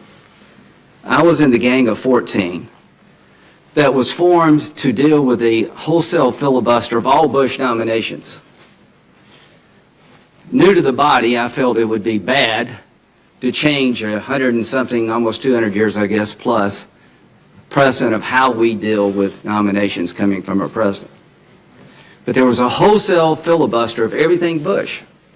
And there were 14 of us, I think I'm one of 2 or 3 left, that believed that it was wrong to filibuster Supreme Court judges and judges in general because you don't like the outcome of the election. And we came up with a standard that you should only filibuster in extraordinary circumstances, which I think is consistent with what Hamilton had in mind in terms of the role of the Senate.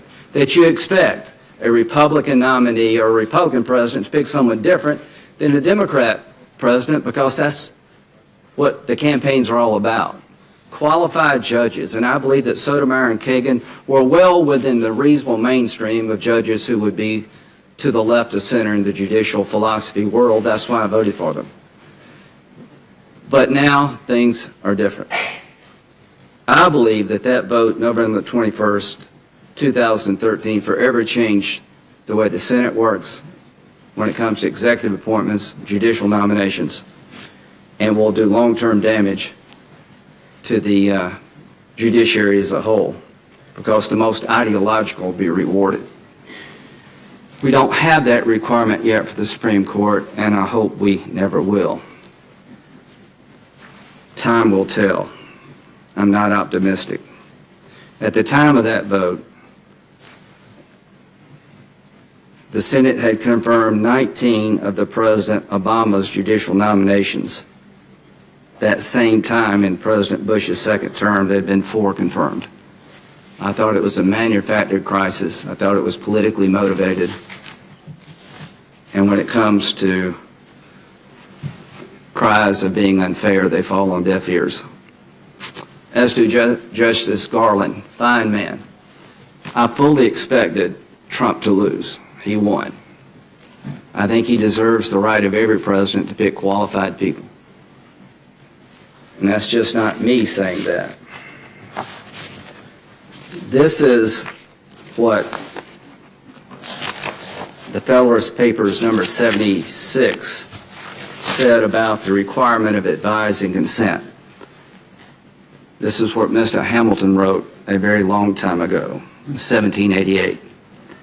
The Senate could not be tempted by the preference they might feel to another to reject the one proposed because they could not assure themselves that the person they might wish would be brought forward by a second or by any subsequent nomination. They could not even be certain that a future nomination would present a candidate in any degree more acceptable to them. To what purpose, then, require the cooperation of the Senate? It would be an excellent check upon a spirit of favoritism in the president. It would tend greatly to prevent the appointment of unfit characters from state prejudice, from family connection, from personal attachment, or from a view to popularity. That was the check and balance, advise and consent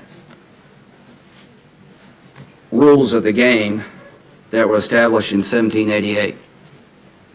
When you look at the history of the Senate's role in confirming justices to the Supreme Court, it has changed dramatically.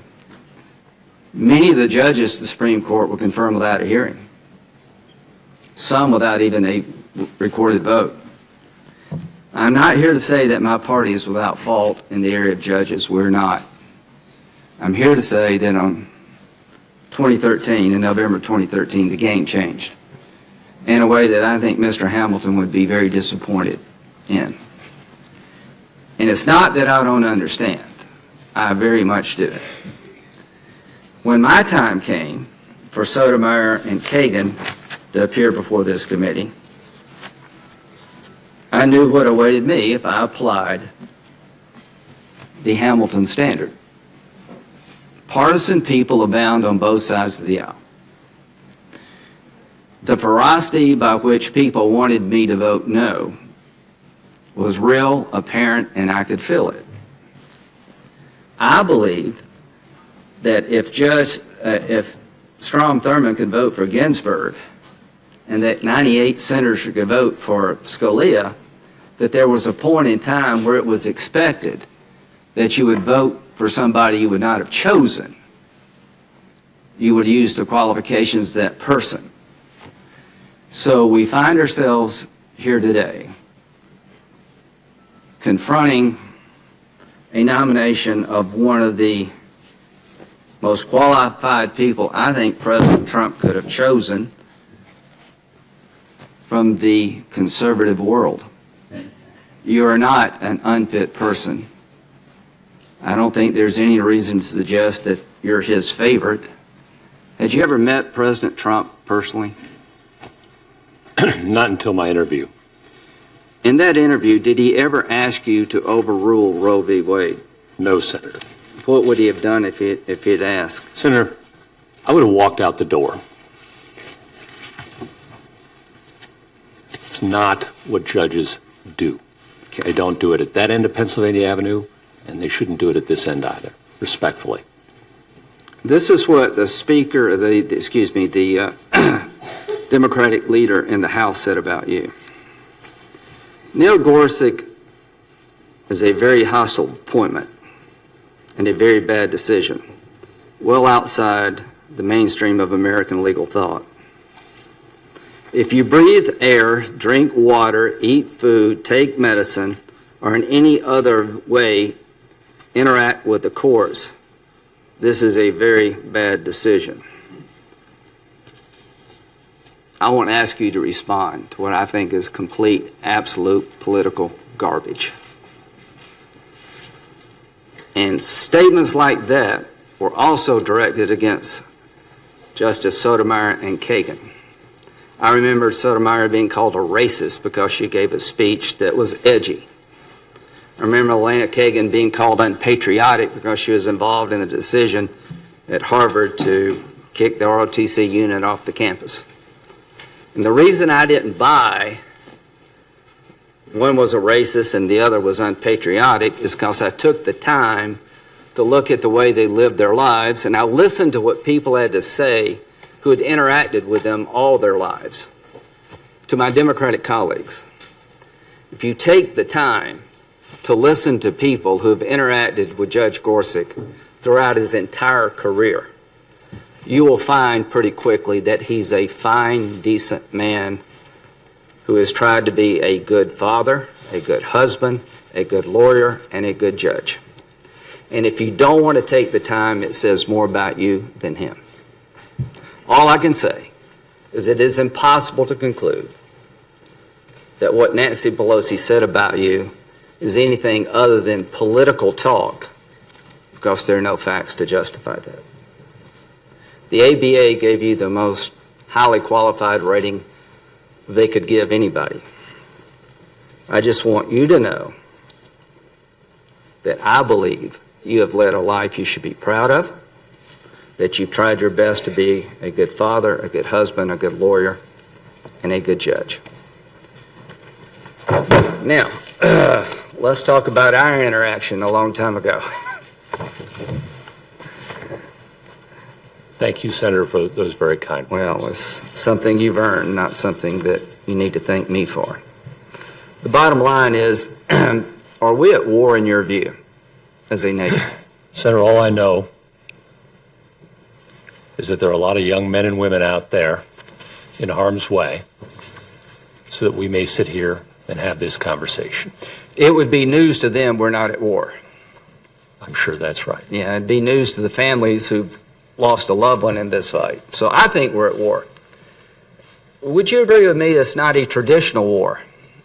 Certainly not, Senator. There is no capital to conquer, no air force to shoot down, and no navy to sink. There is no taking of Berlin and Japan. Do you agree with me it'd be hard to determine when the war is actually over? Senator, that was a question that the court struggled with in the Hamdi case, as you know. And we had a lot of conversations about how to proceed forward when you were in the Bush administration. Is that correct? We did. And you were in the camp of the Youngstown Steel camp, that if Congress is involved, the president is stronger, not weaker. Is that right? That's right, Senator. But there are some authorities that the president as commander-in-chief have that cannot be taken away by the Congress. They're inherent to the job. Is that true also? There's certainly people who believe that, Senator. Well, I am one of them. But having said that, because you can't have 535 commander-in-chiefs, Senator McCain and myself were trying to pass legislation that basically codified the practices of the Bush administration post-waterboarding. Is that a fair summary of the conflict? Yes, Senator, I believe it is. There were people in the Bush administration who did not want to go down the road that waterboarding was torture. That was not the view of Senator McCain or myself. At the end of the day, the Detainee Treatment Act codified how we treat enemy combatants in a time of war in terms of what practices we can employ in terms of interrogation standards. Is that correct? Yes. And it also tried to come up with a system of judicial review. I was in the camp that were at war, and in past wars, you don't give enemy prisoners lawyers. I don't remember any German or Japanese prisoner having a lawyer when they were captured. So traditionally, is it the commander-in-chief's job to determine who the enemy force is? There's certainly legal authority suggesting that, Senator. And this court's job to determine if the procedures in question pass muster? That's correct, Senator. And of course, this body plays a role too. So the dilemma was that I believed it was the Department of Defense, the commander-in-chief's job to determine the enemy force because that's their expertise. And Congress could regulate the naval and land forces, and we had a say about how they could do that. And the courts have a say as to whether or not the procedures used by the President of Congress pass constitutional muster. Is that the general layout of this situation? That's the separation of powers at work. And there was a cross current here. There was an email that you weren't part of. You were not included on the email, but it says, Neil and I have just been told separately, this is not what the White House wants. We have been given authorization to engage on the Graham Amendment, and not just authorization. They want us to engage, to eliminate if possible, but if not, to fix. DOD, not DOJ, has the lead, which may be what led to DOJ-LA's confusion. But the key point for us is that we have green light to engage on Graham. And what I was trying to do was preserve the Combat Status Review Tribunal concept, the ARB, Administrative Review Board concept, and allow the courts to judge the work product at the D.C. Circuit Court of Appeals, to have judicial review, but let the CSRT go first. Do you remember that debate? I do. Okay. And it was settled in the Congress where the Combat Status Review Tribunal would have the first shot at determining whether somebody's an enemy combatant, and the D.C. Circuit Court of Appeals could review their work product to see if it was capricious or arbitrary, if it made sense. The Supreme Court in Boumediene struck that down, saying it was not an adequate substitute for habeas. Is that correct? That's absolutely correct, Senator. And your role in all this was try to find out a way to engage Congress on the Detainee Treatment Act because it was your view that Congress being involved would strengthen the President's hand. As a lawyer, Yes. I was not a policymaker, but I did advise. As a lawyer. As did many others. There were many other very fine lawyers too, Senator, who advised the administration that engaging Congress would be a good idea because we had read our Youngstown and our Justice Jackson. Any lawyer, I think, who understands this area of the law would suggest the President's stronger when he has congressional support. The signing statement. Is it fair to say there was a conflict between the Vice President's office and other parts of the Bush administration about what this signing statement should say or look like? That's my recollection, and that's about all I can recall. I remember it very well because Vice President Cheney's signing statement was going to be, we have an inherent authority to do whatever we think we need to do. And there were a lot of other people saying, no, you don't have the authority just to set aside a law. You have to have a reason to object to it. So I just want the public to understand that when it comes to this man, I've seen him in action in very complicated emotional matters where he had one group of people who could give a damn about the terrorist and another group of people that wanted to criminalize what I thought was a real world fight. And we tried to find that middle ground. And in a 5-4 decision, the Supreme Court struck down my proposal and we fixed it later with a huge bipartisan vote so that every enemy combatant today has a habeas proceeding where the government has to prove by preponderance of the evidence you're in fact an enemy combatant. Then if they reach that conclusion, you can be held under the law of war as long as you're a threat to our nation. Is that a fair summary of where we're at?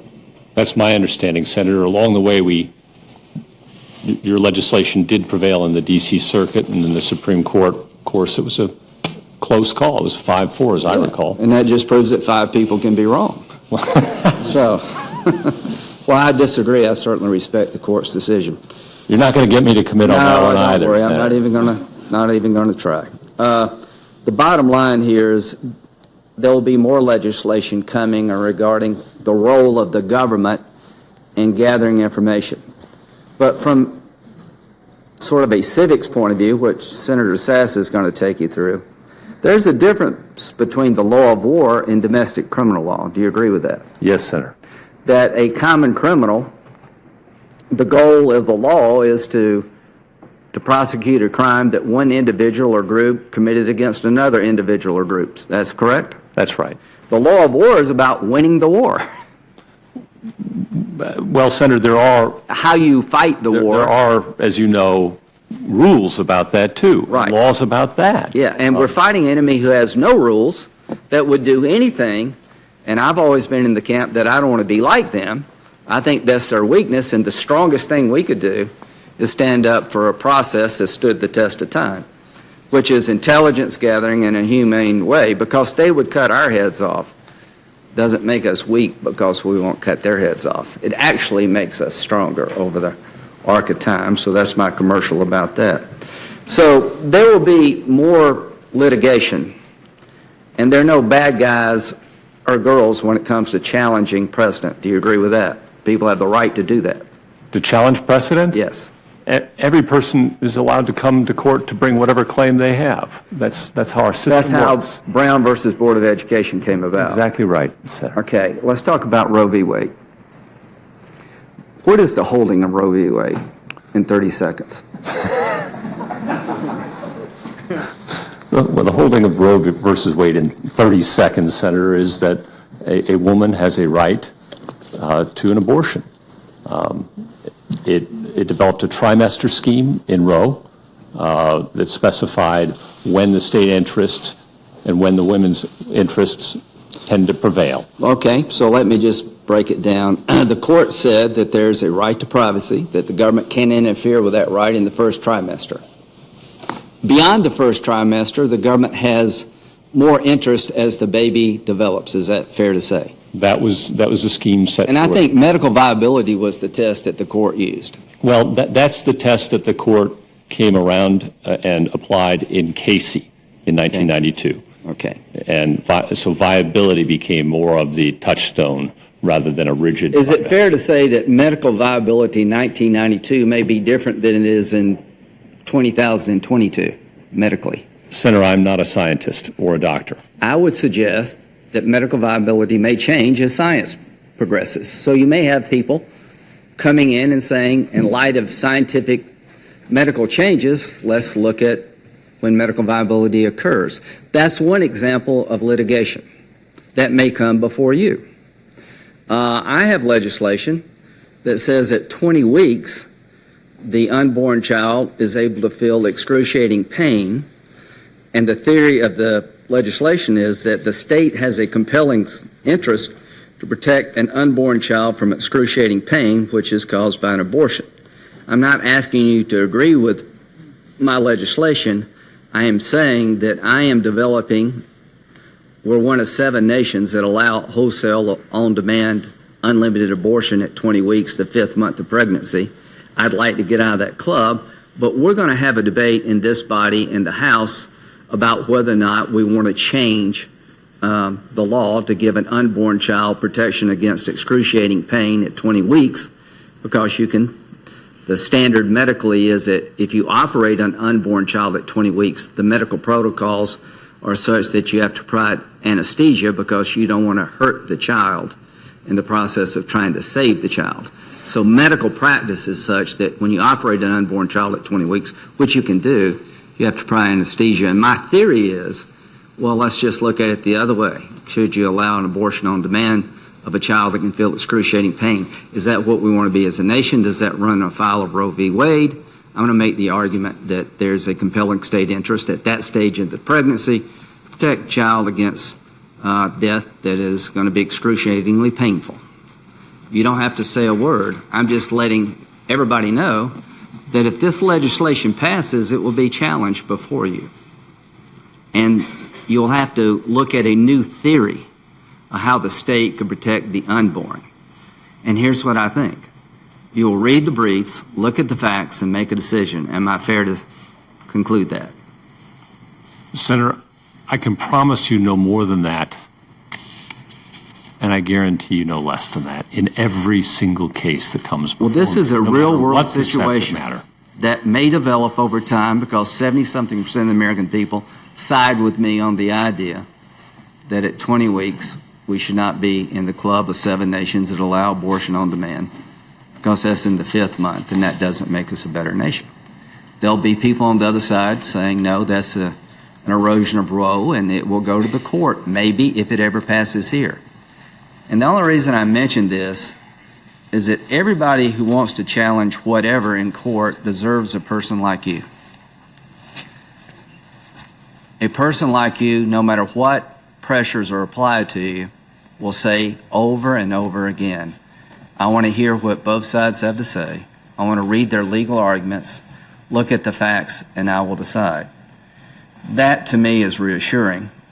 And that's exactly the same answer I got from Sotomayor and Kagan. No more, no less. And we can talk forever about what you may or may not do.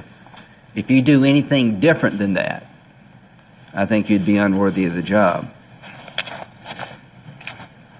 Now, about what's going on in the country with President Trump. Whether you like him or you don't, he is president. But you have said several times that he is not above the law as president. Is that correct? Yes, Senator. You told Senator Leahy if there was a law passed that a Muslim could not serve in the military, you believe, based on current law, that would be an illegal act. Senator, yes, I see that having all sorts of constitutional problems under current law. So if we have laws on the book that prevent waterboarding, do you agree with me that the Detainee Treatment Act prevents waterboarding? Yes, Senator, that's my recollection of it. Firmly. So in case President Trump is watching, which it may very well be, one, you did a good job picking Judge Gorsuch. Number two, here's the bad part. If you start waterboarding people, you may get impeached. Is that a fair summary? Senator, the impeachment power belongs to this body. Okay, that's even better. Would he be subject to prosecution? Senator, I'm not going to speculate. But he's not above the law. No man is above the law. Okay. No man.